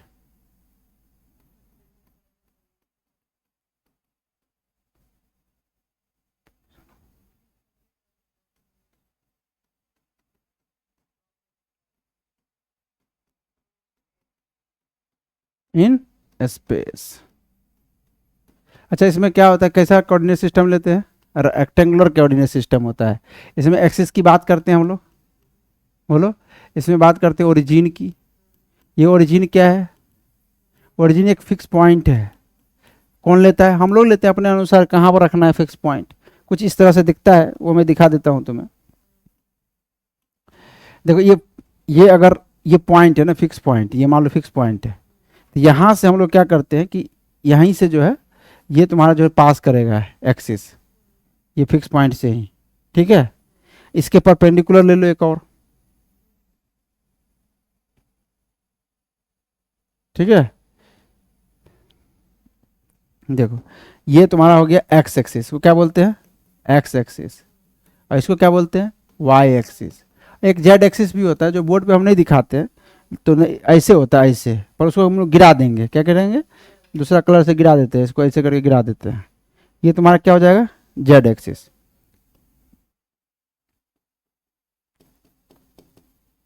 अब मान लो कि अगर तुम जिस पॉइंट को लोकेट करना चाह रहे हो इस ओरिजिन से, कि वो पॉइंट किधर है, अगर वो सारा पॉइंट मान लो कि इसी कोई एक एक्सिस पे आ जाए, चाहे मान लो कि कोई पॉइंट जो है ना, मान लो कि यहाँ है, बहुत सारा पॉइंट ऐसे है, तुम्हें दिख रहा है कि सब एक ही लाइन पे है, तुम क्या करो, एक एक्सिस इधर मान लो, एक इसके परपेंडिकुलर मान लो, तुम्हारा मन जिधर मानना है, एक एक्सिस तुम जिधर मानोगे उसके परपेंडिकुलर दूसरा एक्सिस होगा, तीसरा भी उसके परपेंडिकुलर ही होगा, तो ये एक्स एक्सिस हो जाएगा। तो यानी कि सारा पॉइंट अगर लाइन पे हो तो उसको दिखाने के लिए हम लोग एक ही कोऑर्डिनेट सिस्टम का यूज करते हैं। समझ में आ रहा है कि अगर मान लो पार्टिकल स्ट्रेट लाइन में चल रहा हो तो उसको दिखाने के लिए हम लोग एक कोऑर्डिनेट एक्सिस को यूज करेंगे, ठीक है। और उसमें हम लोग जो है ना ओरिजिन से राइट, ओरिजिन से लेफ्ट, इस तरह का हम क्या करेंगे, बताएंगे कि यार ओरिजिन से राइट है कि लेफ्ट है, उसके लिए हम लोग माइनस प्लस का यूज कर लेते हैं। समझ में आ रहा है कि नहीं आ रहा है। लेकिन अगर मान लो कि वो पॉइंट यहाँ पे हो और ये तुम्हारा सिस्टम है, कार्टेशियन कोऑर्डिनेट सिस्टम है, तो ये तो प्लेन में है। कौन सा प्लेन में है, ये एक्स वाई प्लेन में है। बताओ एक्स क्या बता रहा है, ये एक्स है ऑर्डिनेट, इसको अब्सिसा बोलते हैं। तो एक्स जो है ना ये वाई एक्सिस से दूरी होता है, ये वाला दूरी, ये है एक्स, ठीक है। और वाई जो होता है वो एक्स एक्सिस से दूरी होता है, ऐसे करके ऐसे। समझ में आ रहा है कि नहीं आ रहा है। तो देखो ये एक्स है तो ये भी एक्स है, ये वाई है। समझ में आ रहा है कि नहीं। तो एक्स एक्सिस में एक्स चलो, फिर वाई एक्सिस में वाई चलोगे तो तुम इस पॉइंट पे पहुंच जाओगे। समझ में आ रहा है कि नहीं। ये सब तो दिखा लेते हो, कोई दिक्कत तो नहीं है, हैं? बोलो। अगर मान लो कि अच्छा जो ओरिजिन होता है ना उसका कोऑर्डिनेट जो है ना 0,0,0 होता है। अब यहाँ पर दो कोऑर्डिनेट दिखाए क्योंकि ये पॉइंट जो है ना प्लेन में है, स्पेस में नहीं है। अब प्लेन में है तो दो ही कोऑर्डिनेट की जरूरत पड़ती है। अगर यही पॉइंट उठा हुआ हो, मान लो कि बोर्ड से उठ जाए, यहाँ पे आ जाए, तो इसका मतलब इसके पास जेड कोऑर्डिनेट भी आ गया, तो ये पॉइंट स्पेस में आ गया। तो इसको तीन कोऑर्डिनेट चाहिए दिखाने के लिए, तीन चाहिए एक्स वाई जेड। समझ में आया कि नहीं। तो मैं ये बोल रहा हूँ कि जैसे कि मैं दो पॉइंट ले लेता हूँ, ये तुम्हारा एक पॉइंट है, ये तुम्हारा दूसरा पॉइंट है। मैं बोला ये स्पेस में है, इसका कोऑर्डिनेट है x1 y1 z1, इसका कोऑर्डिनेट है x2 y2 और z2, ठीक है। माने कि डिस्टेंस बिटवीन टू पॉइंट अगर निकालना हो तो कैसे निकालेंगे।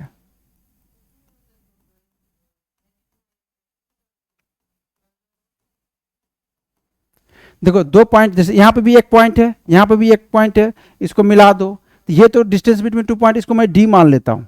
तो ये d अगर मुझे निकालना है तो स्वाभाविक है, ये राइट एंगल ट्रायंगल बन रहा है, तो ये तो मुझे दिख रहा है कि x² + y² है, तुम्हें दिखा का अंडर रूट। तो ये समझ रहे हो, ऐसे आ जाएगा ना। तो इसको कैसे लिखा होगा, इसको लिखा होगा x कोऑर्डिनेट यहाँ है, x कोऑर्डिनेट यहाँ देखो, तो यहाँ है x - 0 का square whole square plus y minus zero का स्क्वायर, यहाँ पे z भी जीरो है, यहाँ भी z जीरो है, तो जीरो माइनस जीरो तो जीरो ही हो जाएगा, का अंडर रूट। ये वाला जो कॉन्सेप्ट है यहाँ पर भी लगा सकते हैं। यहाँ पर अगर मुझे डिस्टेंस बिटवीन 2 पॉइंट निकालना है तो यहाँ भी हम लोग अंडर रूट क्या करेंगे, ये मान लो x2 फाइनल है तो क्या लिखेंगे, x2 कोई लिखो, x1 लिखो माइनस x2 लिखो, कोई फर्क नहीं पड़ता, x2 माइनस x1 डिस्टेंस निकाल रहे हैं ना, का square plus y2 minus y1 का square plus z2 minus z1 का स्क्वायर। अरे समझ रहे हो, ये तुम्हारा डिस्टेंस बिटवीन 2 पॉइंट आ जाएगा। अब 2 पॉइंट दे रखा होगा तो तुम कर नहीं पाओगे, बोलो। तो यही अपना बेसिक कोऑर्डिनेट ज्योमेट्री, इतना ही अगर हम लोग को पता है, बिल्कुल। अगर वो जो पार्टिकल अगर वो प्लेन में है तो उसको 2 ही कोऑर्डिनेट चाहिए, अगर वो पार्टिकल स्पेस में है तो उसको 3 कोऑर्डिनेट चाहिए, अगर वो पार्टिकल एक ही लाइन पे है मान लो तो सारे पार्टिकल एक ही लाइन पे चल रहा तो एक ही कोऑर्डिनेट चाहिए। समझ में आया कि नहीं, कोई दिक्कत?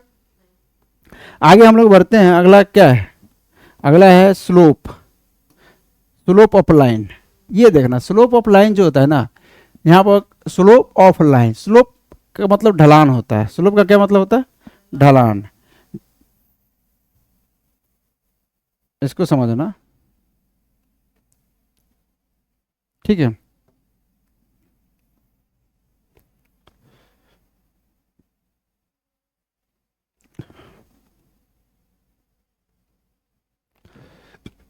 देखना यहाँ पे मैं क्या कर रहा हूँ कि एक लाइन ले रहा हूँ, क्योंकि स्लोप जो है ना लाइन के लिए डिफाइंड है। मैं एक लाइन ले लिया, जैसे ओरिजिन से पास करता हुआ एक लाइन ले लिया, ठीक है, ये लाइन है। अब लाइन पे मैं क्या करता हूँ, लाइन पे तो बहुत सारे पॉइंट है, 2 पॉइंट ले लेता हूँ, एक ये पॉइंट चूज कर लिया, एक ये पॉइंट चूज कर लिया। इस पॉइंट का कोऑर्डिनेट है x1 y1 और इस पॉइंट का कोऑर्डिनेट मैंने मान लिया x2 y2। तुम्हें दिख रहा है कि एक्स वाई प्लेन में लाइन है ये, ठीक। बताओ अब स्लोप क्या कहता है, स्लोप है ढलान। अब ढलान को बताना है मैथ्स में तो कैसे बताते हैं, तुम्हें एक बार बताओ, ये बात बताओ कि ये कितना है, ये है y1, ये कितना है x1, अभी पर क्या है, तो ये बताओ ये कितना है, ये कितना है बताओ, ये है y2 और ये कितना है बताओ, ये है x2।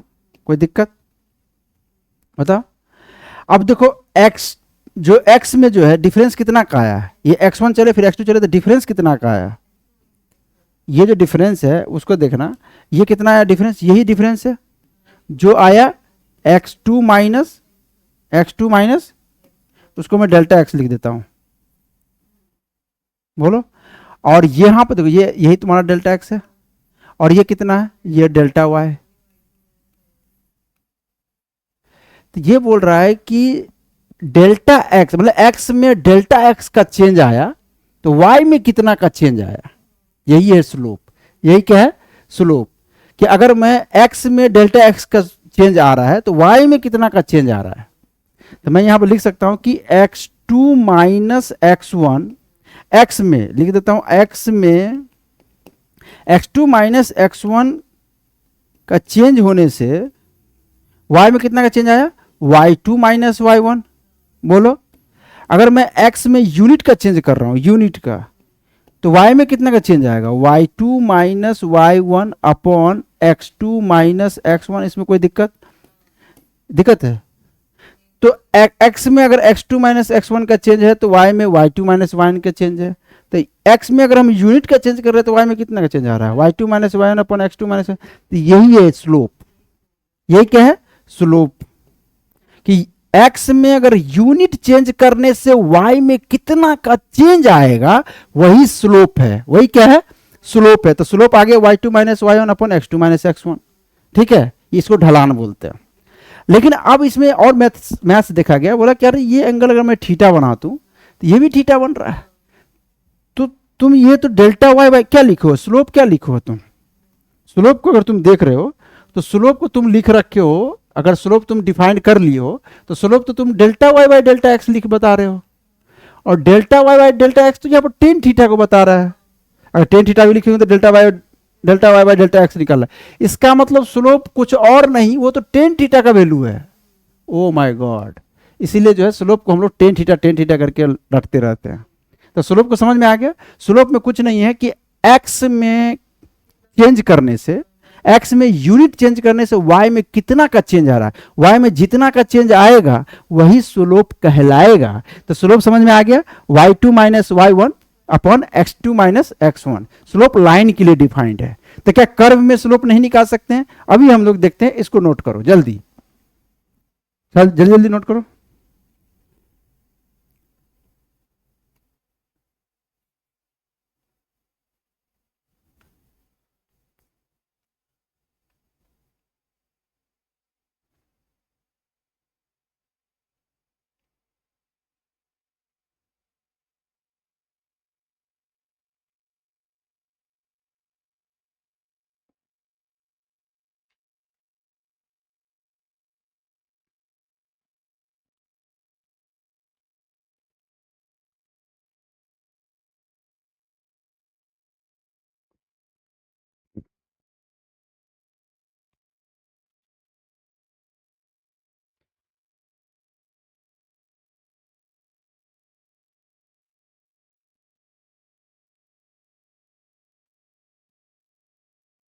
आया समझ में?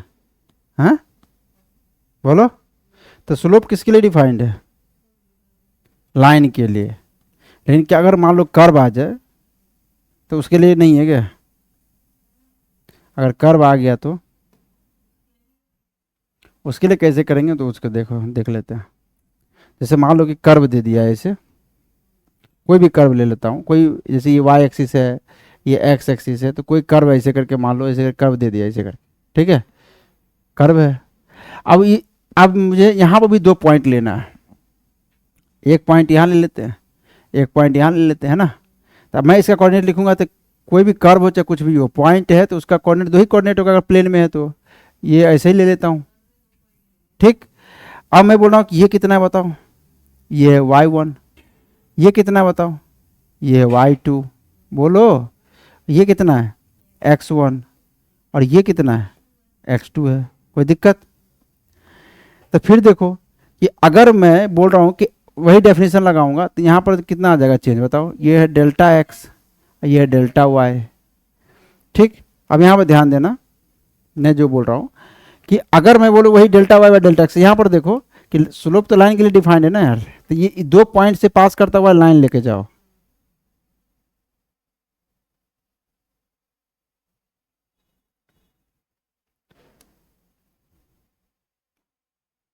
ये दिख रहा है लाइन, ये लाइन दिख रहा है, तो यहाँ से थीटा एंगल बनाएगा लाइन।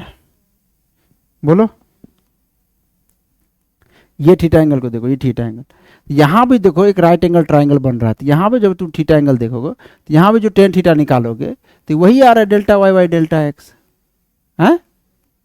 लेकिन जब कोई कर्व पे 2 लाइन पे अगर तुम काटता हुआ एक लाइन बनाओगे ना, जब कर्व पे जो 2 पॉइंट लो और उसको काटता हुआ एक लाइन बनाओ, दोनों पॉइंट से पास करता हुआ एक लाइन बनाओ, तो उसको सिकेंट बोलते हैं। उसको क्या बोलते हैं? सिकेंट। यानी कि यहाँ पे भी स्लोप ही है, लेकिन सिकेंट का स्लोप है। यहाँ पे किसका स्लोप है? सिकेंट का, सिकेंट का स्लोप,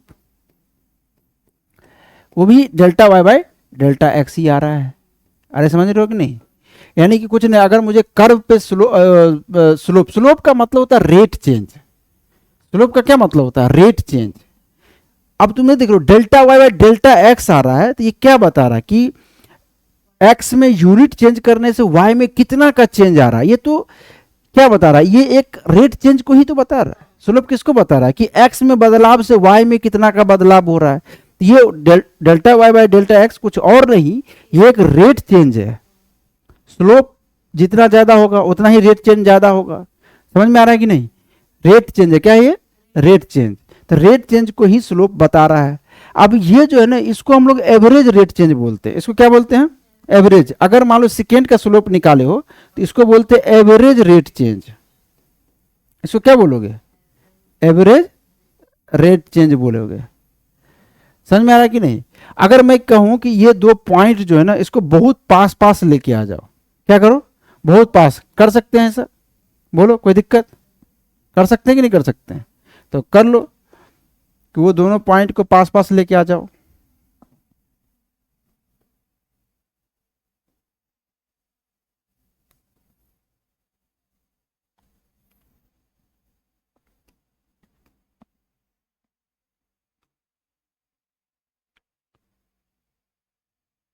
ये अपना एक्स एक्सिस, एक्स एक्सिस बहुत बड़ा बन गया ना,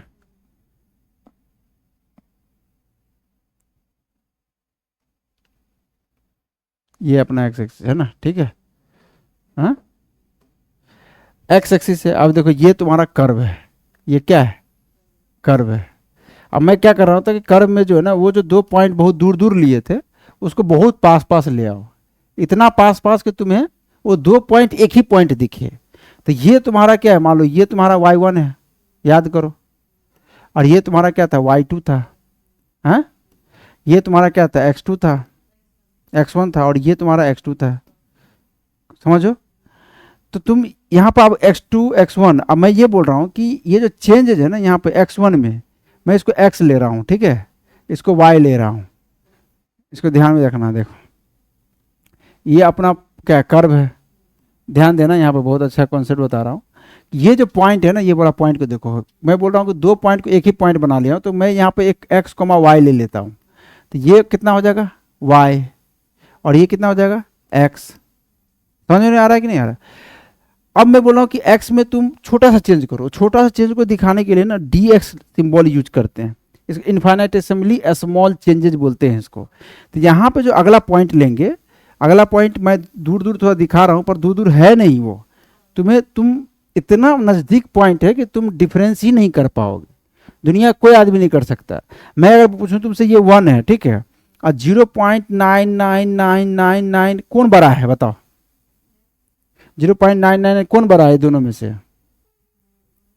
कोई बड़ा नहीं। इतना पता नहीं कर सकते कि इसमें कौन बड़ा है, क्योंकि अगर तुम बड़ा बोल रही हो तो बताओ, दोनों के बीच में नंबर बताओ कौन सा आएगा, दोनों के बीच में क्या आवाज का, दोनों के बीच में कितना नंबर है बताओ। अरे डिफरेंस देखो, नंबर तो है लेकिन तुम बता नहीं पाओगे। अरे समझ में नहीं आ रहा है क्या, तुम हो गया तो बता दो, बंद कर देता हूँ, तो कुछ समझ में नहीं आ रहा। 1 और 0.99 के बीच में डिफरेंस तो है, पर वो डिफरेंस तुम बता नहीं पाओगे, क्योंकि नंबर ही नहीं तुम ढूंढ पाओगे कितना नंबर हो सकता है इतना। तो वही मैं बताना चाह रहा हूँ कि ये जो पॉइंट है ना, इतना नज़दीक है कि उसको तुम एक पॉइंट मान सकती हो। समझ में आ रहा है कि नहीं। तब मैं इसको बोलूँ तो ये तुम्हारा देखो स्ट्रेट लाइन बनता हुआ तुम्हें दिखेगा, एक थोड़ा छोटा सा ट्राइंगल बनता हुआ दिखेगा ऐसे करके, तो ये तुम्हारा था dx, क्योंकि ये अगर x है तो ये x प्लस dx है, अगर ये लाइन, तो इसको डिफरेंस करेंगे तो dx ही आएगा। ये उस तरह से यहाँ पे y प्लस dy है, बोलो अगर x में dx का चेंज है तो y में भी dy का चेंज हो जाएगा, ठीक है, छोटा सा चेंज हो जाएगा, ये dy है। तो तुम ये स्ट्रेट लाइन देखो, तुम अगर स्ट्रेट लाइन बनाते हो, ये स्ट्रेट लाइन अगर तुम यहाँ से बनाते हो ना, यहाँ पर इसी पॉइंट को जाते हुए कट करते हुए, तो ये जो है तुम्हें दिख जाएगा, क्या दिखेगा कि ये जो एंगल तुम्हें दिखा, ये एंगल थीटा है, तो ये भी थीटा है। मैं इसको जूम कर दिया हूँ यहाँ पे, ये जूम कर दिया, ठीक है। तो यहाँ पर टेन थीटा का वैल्यू कितना आ जाएगा, dy/dx। मैं क्या बोल रहा था, अगर मैं x में कितना का चेंज कर रहा हूँ dx का, तो y में कितना का चेंज आ रहा है dy का। x में यूनिट का अगर चेंज करूंगा तो y में कितना का चेंज आ जाएगा dy/dx। इसी को तो क्या बोलते थे, स्लोप, यही तो स्लोप है। और वो टेन थीटा का ही वैल्यू दे रहा है कर्व में, बताओ। तो इसको बोलते हैं टेंजेंट। अगर कर्व में एक पॉइंट पे कट करे, देखो कट तो ये 2 पॉइंट पे ही कर रहा है, लेकिन 2 पॉइंट एक ही पॉइंट हो गया है, क्योंकि अगर कर्व पे एक पॉइंट पे कट करता तो ऐसे भी कट कर सकता है, इसको तो टेंजेंट नहीं बोलते हैं। टेंजेंट हमेशा ऐसे याद रखना, किसी भी कर्व पे अगर टेंजेंट खींचना है तो जिस पॉइंट पे टेंजेंट खींचना है वहां पे और उसके पास में एक पॉइंट ले लो और उसको मिलाता हुआ एक लाइन खींच दो, वो टेंजेंट होगा। ना कि ऐसे टेंजेंट नहीं होगा, एक पॉइंट पे कट नहीं करता, करता तो 2 ही पॉइंट पे कट है। जैसे सेकेंड भी 2 पॉइंट पे कट करता है, लेकिन उसमें थोड़ा सा क्या है, 2 पॉइंट अलग अलग है, दूर है, लेकिन यहाँ पे जो दोनों पॉइंट वो एक ही पॉइंट हो गया है तो 2 पॉइंट, लेकिन डिफरेंस हम लोग नहीं कर पाएंगे, इसलिए हम लोग एक ही पॉइंट मानते हैं। तो ये कर्व को छूता हुआ एक लाइन जाएगा तो उसको टेंजेंट बोलते हैं, याद करो। कोई दिक्कत है, ये टेंजेंट हो गया, तो ये टेन थीटा और dy/dx आ जाएगा, कोई दिक्कत है। तो यहाँ इसको बोलते हैं टेंजेंट का स्लोप, इसको क्या बोलते हैं, ये टेंजेंट का स्लोप, टेंजेंट का स्लोप। तो टेंजेंट का जो स्लोप है ना, वो हो गया dy/dx।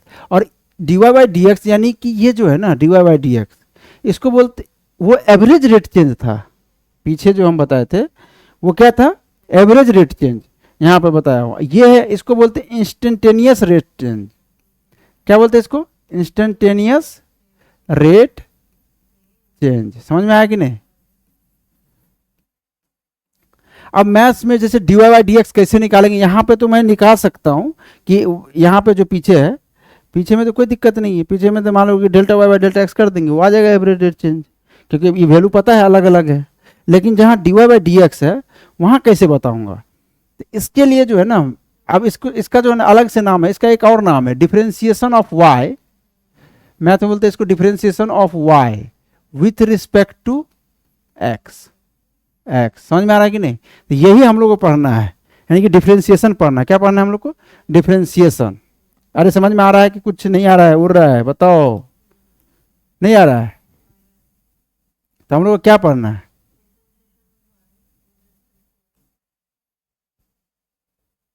Differentiation of Y with respect to X पढ़ना है ये। बोलो, तक हम लोग को पढ़ना है डेरिवेटिव, उसको डेरिवेटिव बोलते हैं।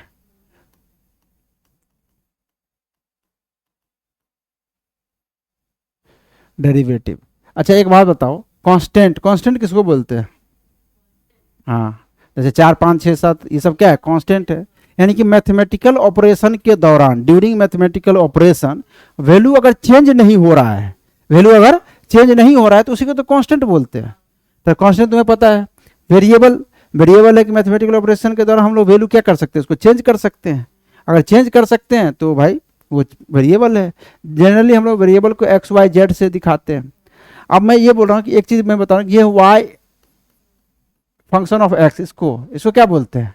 ये वाई क्या लिखा? Y is the function of X. इसको हम पढ़ते Y is the function, Y is the function of X. यहां पे एक्स वेरिएबल है। एक्स क्या है? वेरिएबल। यानी कि एक्स वेरिएबल बोलो या इसको बोलो इंडिपेंडेंट वैल्यू, इंडिपेंडेंट वेरिएबल है इसको, इंडिपेंडेंट, इंडिपेंडेंट वेरिएबल। क्या है ये? इंडिपेंडेंट वेरिएबल है। और इसको बोलते हैं डिपेंडेंट वेरिएबल। क्या बोलते हैं इसको?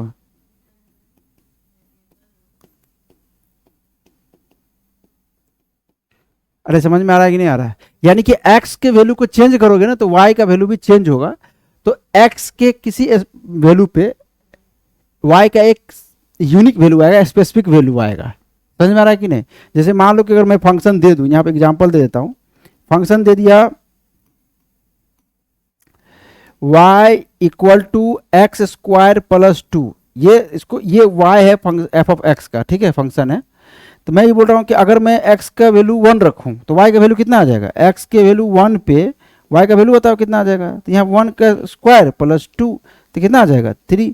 तो एक यूनिक वैल्यू आया ना, x के एक वैल्यू पे, स्पेसिफिक वैल्यू पे y का यूनिक वैल्यू आ रहा है। तो x चेंज कर रहे हैं तो y भी चेंज हो रहा है, y भी चेंज हो रहा है। तो इस तरह से फंक्शन लिखा हुआ आ जाता है तुम लोग के सामने, कोई दिक्कत है?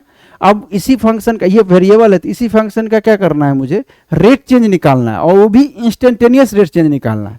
क्योंकि एवरेज रेट चेंज तो हम निकाल सकते हैं कि मान लो एवरेज कहेगा कि x बराबर 1 से लेके x बराबर 4 तक का एवरेज रेट चेंज बताओ, तो 1 रखेंगे, 4 रखेंगे, मुझे डेल्टा x निकल जाएगा, डेल्टा y निकल जाएगा। समझ में आ रहा है कि नहीं? तो delta y by delta x निकाल देंगे तो एवरेज हो जाएगा। बात यहाँ नहीं फंसती, बात है कि भाई इंस्टेंटेनियस कैसे निकाला जाए। इंस्टेंटेनियस के लिए हम बात कर रहे हैं कि जैसे मान लो कि मैं कोई फंक्शन ले लेता हूं y equal to X, y equal to क्या ले लिया? x। अब मैं बोल रहा हूं कि x में मैं छोटा सा चेंज करूंगा तो y में भी चेंज आएगा। अभी तो मैं फंक्शन पढ़ाया हूं, तो मैं बोल रहा हूं कि x में चेंज किया, छोटा सा चेंज किया dx, तो y में भी चेंज आएगा, छोटा सा चेंज, वो आएगा dy। बोलो, अब यहाँ पे y जो है x के बराबर है, ऊपर दिख रहा है, तो क्या मैं y को इस x से नहीं काट सकता हूं? तो यहाँ पर dy बाई dy बाय क्या आ गया? इसको x को इधर ले आओ तो dy से पहले लिख लेता हूँ, dy बाई dx हो गया, dy बराबर dx। तो dy बाई dx कितना आ गया? 1 आ गया। यानी कि मुझे ये निकालना था, मैंने निकाल दिया, क्या दिक्कत है? कोई बोलेगा अरे फंक्शन इस तरह के बहुत सिंपल फंक्शन ले लियो भाई, तो मैं बोलूँगा चलो एक्स स्क्वायर ये वाला ले लूँ, तो ले लो। मैं यहाँ भी कर दूंगा कि भाई x में छोटा सा चेंज कर दो, तो कर दो। तो x में छोटा चेंज करें कितना? dx, छोटा चेंज को हम dx से दिखाते हैं, ठीक है, तो इसका होल स्क्वायर हो गया। y में भी छोटा चेंज हो जाएगा। बोलो, तो y प्लस डी वाई, ध्यान से देखना, मुझे dy बाई डी एक्स निकालना है, तो ये हो जाएगा X square plus D X का whole square plus 2x dx। बोलो कोई दिक्कत? अब तुम्हें कुछ दिखा कि ये तो ये Y square X square cut गया। अब डी एक्स स्क्वायर क्या है? बहुत छोटा नंबर है, मतलब बहुत छोटा है। कितना छोटा है? बहुत छोटा है।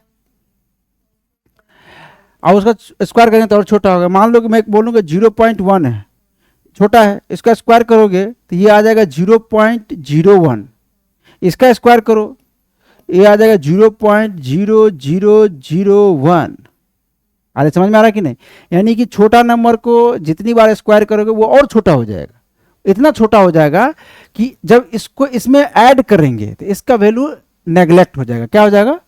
नेग्लेक्ट। क्या हो जाएगा? ये बोलेगा बहुत छोटा हूँ, मुझे छोड़ दो, ऐसे करके लिख दो, मुझे छोड़ दो। छोड़ के कहाँ जाएगा? छोड़ दो मतलब इसको खत्म कर दो, नेग्लेक्ट, 0 को 10 करवा दो। तो तुम्हें आ गया dy 2x dx। तो dy बाई डी एक्स कितना आ जाएगा? बोलो, यही तो निकालना था। यानी कि इस फंक्शन का dy बाई डी एक्स कितना आ गया? 2x आ गया। अब मैं कुछ पैटर्न ढूंढने की कोशिश कर रहा हूं, जैसे कि अभी जो पैटर्न ढूंढ के जो है मैं फॉर्मूला बना लूंगा जनरलाइज, कि अगर y बराबर x आया था तो इसका dy बाई डी एक्स क्या आया था? इसका आया था 1। बोलो, यहां पर x पे पावर क्या है? 1 लिखा हुआ है। तो मैं इसको क्या x ऐसे लिख सकता हूं क्या? अब यहां पर देखना, जैसे कि तुम्हें यहां पर बोला कि y बराबर एक्स स्क्वायर है, तो इसका dy बाई डी एक्स क्या आया था? हाँ, 2x। यानी देखो यहां पर क्या है? 1 x पावर 1 है तो 1x पावर 0, यानी कि जो पावर एक घट जाता है, क्योंकि देखो एक्स स्क्वायर है तो यार 2x अब पावर 1। तो यानी कि अगर हम यहां पे लिखूं y बराबर एक्स पावर q, तो इसका मैं dy बाई डी एक्स क्या लिखूंगा?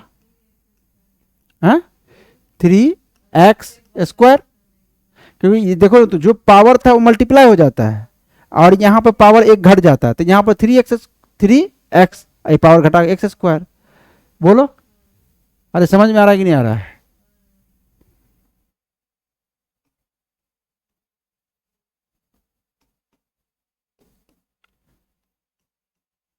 अगर मैं बोलूं कि y बराबर अगर x पावर n है, अगर कुछ इस तरह से दे दिया जाए, जनरलाइज कर देता हूं, तो dy बाई डी एक्स कितना आ जाएगा? n x power n minus 1। बोलो, तो ये फॉर्मूला हो गया। अब कोई भी नंबर दे दो, मल्टीप्लाई कर दे, ऐसे कर देंगे। तो ये फॉर्मूला तुम्हें याद करके रखना है, कर लोगे? इस तरह से बहुत सारे फॉर्मूला हम लोग बना रखे हैं, उसको डायरेक्ट याद करेंगे तो ज़्यादा अच्छा है। जैसे मान लो कि अगर फंक्शन साइन एक्स दे देगा कि साइन एक्स को एक्स के रिस्पेक्ट में तुम डिफ्रेंशिएट करो, तो इसका क्या आ जाता है? Cos x. बोलो, अगर मैं कॉस एक्स को करूँ डिफ्रेंशिएशन, कॉस एक्स है तो एक्स के रिस्पेक्ट में करें तो कितना आ जाएगा? Minus sine x. बोलो, अगर मैं क्या करूं बताओ? अगर मैं 10x का करूं तो कितना आ जाएगा बताओ? है सेक स्क्वायर एक्स। बोलो, अगर मैं ln x का करूं, ये सब फंक्शन है, डिफरेंट डिफरेंट बहुत सारे फंक्शन दे सकता है, लेकिन जो वही फंक्शन ले रहे हैं जो हम लोग को याद करना है, तो कितना आ जाएगा? 1/x। है, अगर मैं बोलूं कि e पावर x का करो तो क्या हो जाएगा? e पावर x ही आ जाएगा। ठीक है, तो ये याद कर लोगे? हैं, कर लोगे नहीं कर लोगे? तो ये याद कर लेना है, ठीक है। इस याद करने से क्या होगा कि डायरेक्ट हम लोग यूज कर सकते हैं। जैसे मान लो कि मैं एक रूल बताता हूँ, इसमें रूल भी है। रूल ये है कि अगर मान लो कि फंक्शन y बराबर y1 प्लस y2 है, ऐसे करके दिखा हुआ है ना। अब y1 कुछ भी हो सकता है, y2 भी कुछ भी हो सकता है। तो अगर मैं डिफ्रेंशिएट करूँ सबको x के रिस्पेक्ट में, तो ये dy बाई डी एक्स हो जाएगा। तो सब अलग अलग है, इसका भी अलग हम लोग कर सकते हैं, dy1 by D x plus dy2 by D x. अरे समझ में आ रहा है कि नहीं आ रहा है बताओ? बोलो, क्या कैसे कर सकते हैं? ठीक से लिखो, dy बाय डी एक्स, इसका अलग डिफ्रेंशिएशन होगा। अगर प्लस में है तो सबको अलग अलग करेंगे डिफ्रेंशिएशन। समझ में आ रहा है कि नहीं आ रहा है?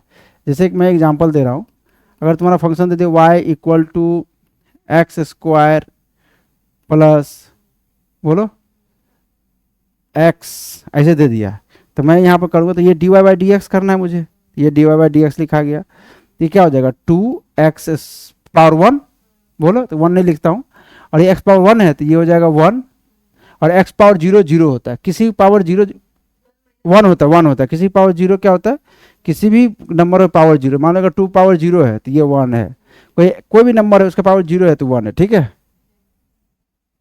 ये कर लोगे नहीं कर लोगे, कोई दिक्कत है तो बताओ, हाँ कर लोगे। अब में एक रूल और है, जैसे ये फर्स्ट रूल हो गया, इसमें एक और रूल याद रखना,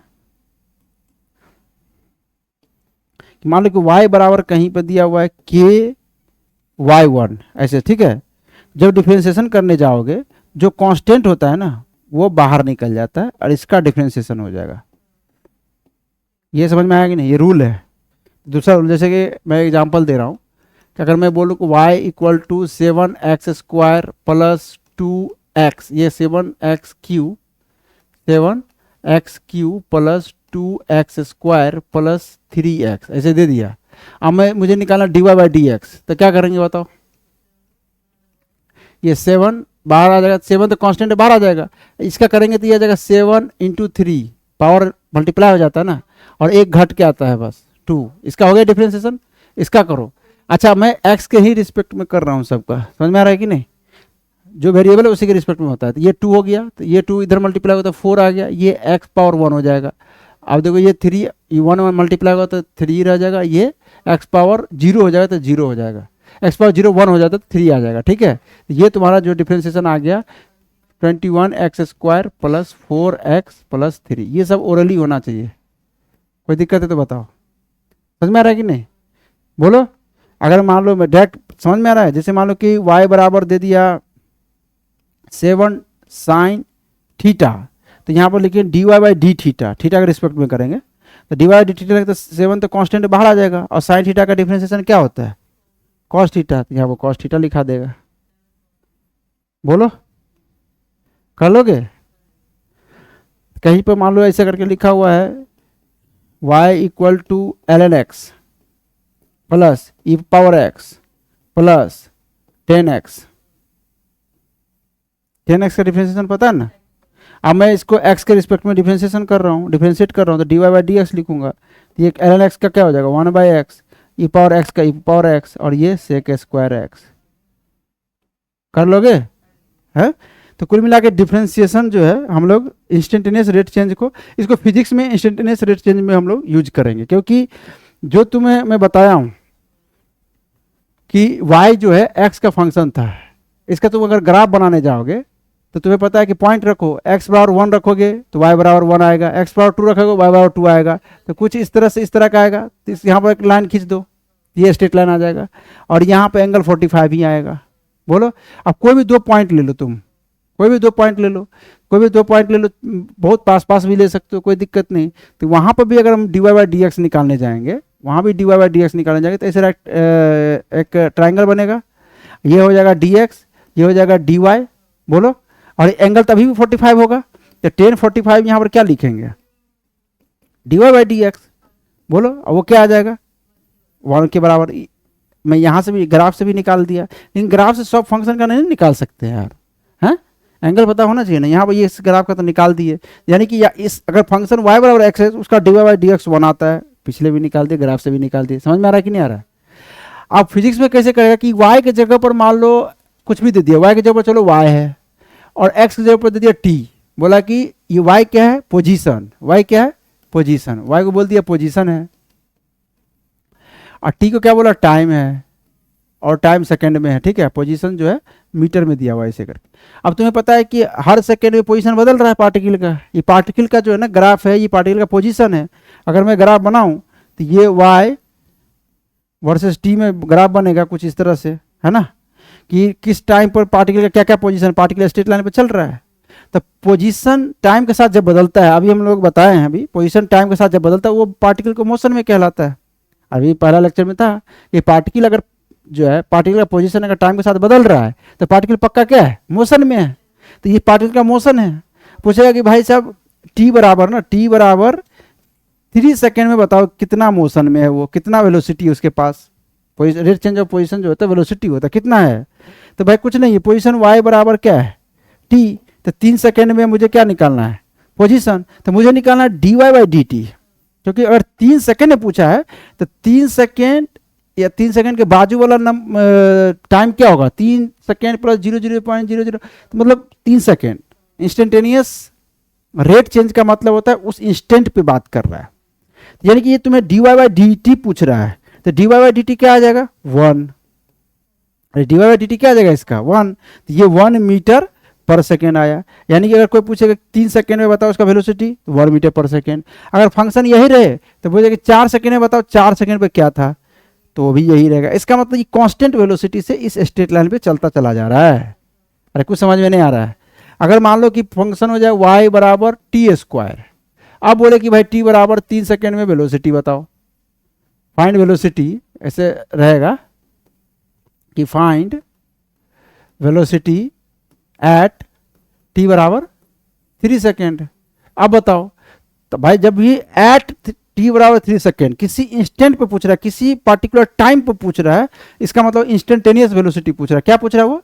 इंस्टेंटेनियस वेलोसिटी। और इंस्टेंटेनियस निकालना है मतलब डेरिवेटिव इंस्टेंटेनियस वेलोसिटी पूछ रहा है। यानी कि तुम्हें क्या पूछ रहा है, dy बाई डी टी। अब dy बाई डी टी करना है तो मैं इसका निकाल सकते हो dy बाई डी टी, ये हो जाएगा 2t। यानी कि तुम्हारा जो वेलोसिटी आ गया वो 2t आ गया। अब किस टाइम में पूछ रहा है, 3 सेकेंड पे, तो 3 रख देंगे।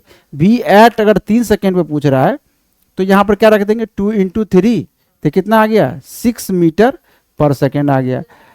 अगर मुझे पूछे कि वेलोसिटी जो है, वेलोसिटी 4 सेकेंड में बताओ, तो कितना आ जाएगा 2 इंटू 4, 8 मीटर पर सेकेंड। अब तुम्हें दिख रहा है कि वेलोसिटी चेंज हो रहा है। वेलोसिटी क्या हो रहा है, चेंज हो रहा है। यहाँ पर वेलोसिटी कांस्टेंट था और यहाँ पर वेलोसिटी क्या हो रहा है, चेंज हो रहा है। क्या हुआ? अब समझ में आया कि नहीं कुछ भी? डिफरेंशिएशन का क्या महत्व है फिजिक्स में? कोई दिक्कत है तो बताओ, इसको नोट करो जल्दी। यहीं तक रहने दे क्या आज? हाँ भाई साहब इतना स्लो स्लो पढ़े, कोई बात नहीं, थक गए हैं तो कोई बात नहीं, थक गए तो कोई बात नहीं। तो कैलकुलस जो है ना शुरू भी कर दिए और कैलकुलस यहाँ पर लिखा हुआ ही रह गया, ठीक है। तो कैलकुलस ख़त्म कर दी क्या? नहीं, डेरिवेटिव था ये, मैं इसको उठा के सही कर देता हूँ। कहाँ से शुरू किए थे कैलकुलस? हाँ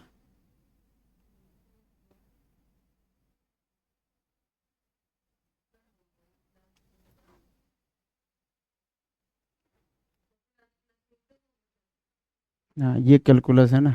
तो कैलकुलस में क्या सीखे हो तुम? कैलकुलस में सीखे हो कि कोई फंक्शन अगर y बराबर एफ एक्स दिया हुआ है तो इसका दो तरह से रेट चेंज हम निकाल सकते हैं। एक होता है average rate change, average rate change, और एक क्या होता है इंस्टेंटेनियस रेट चेंज। इंस्टेंटेनियस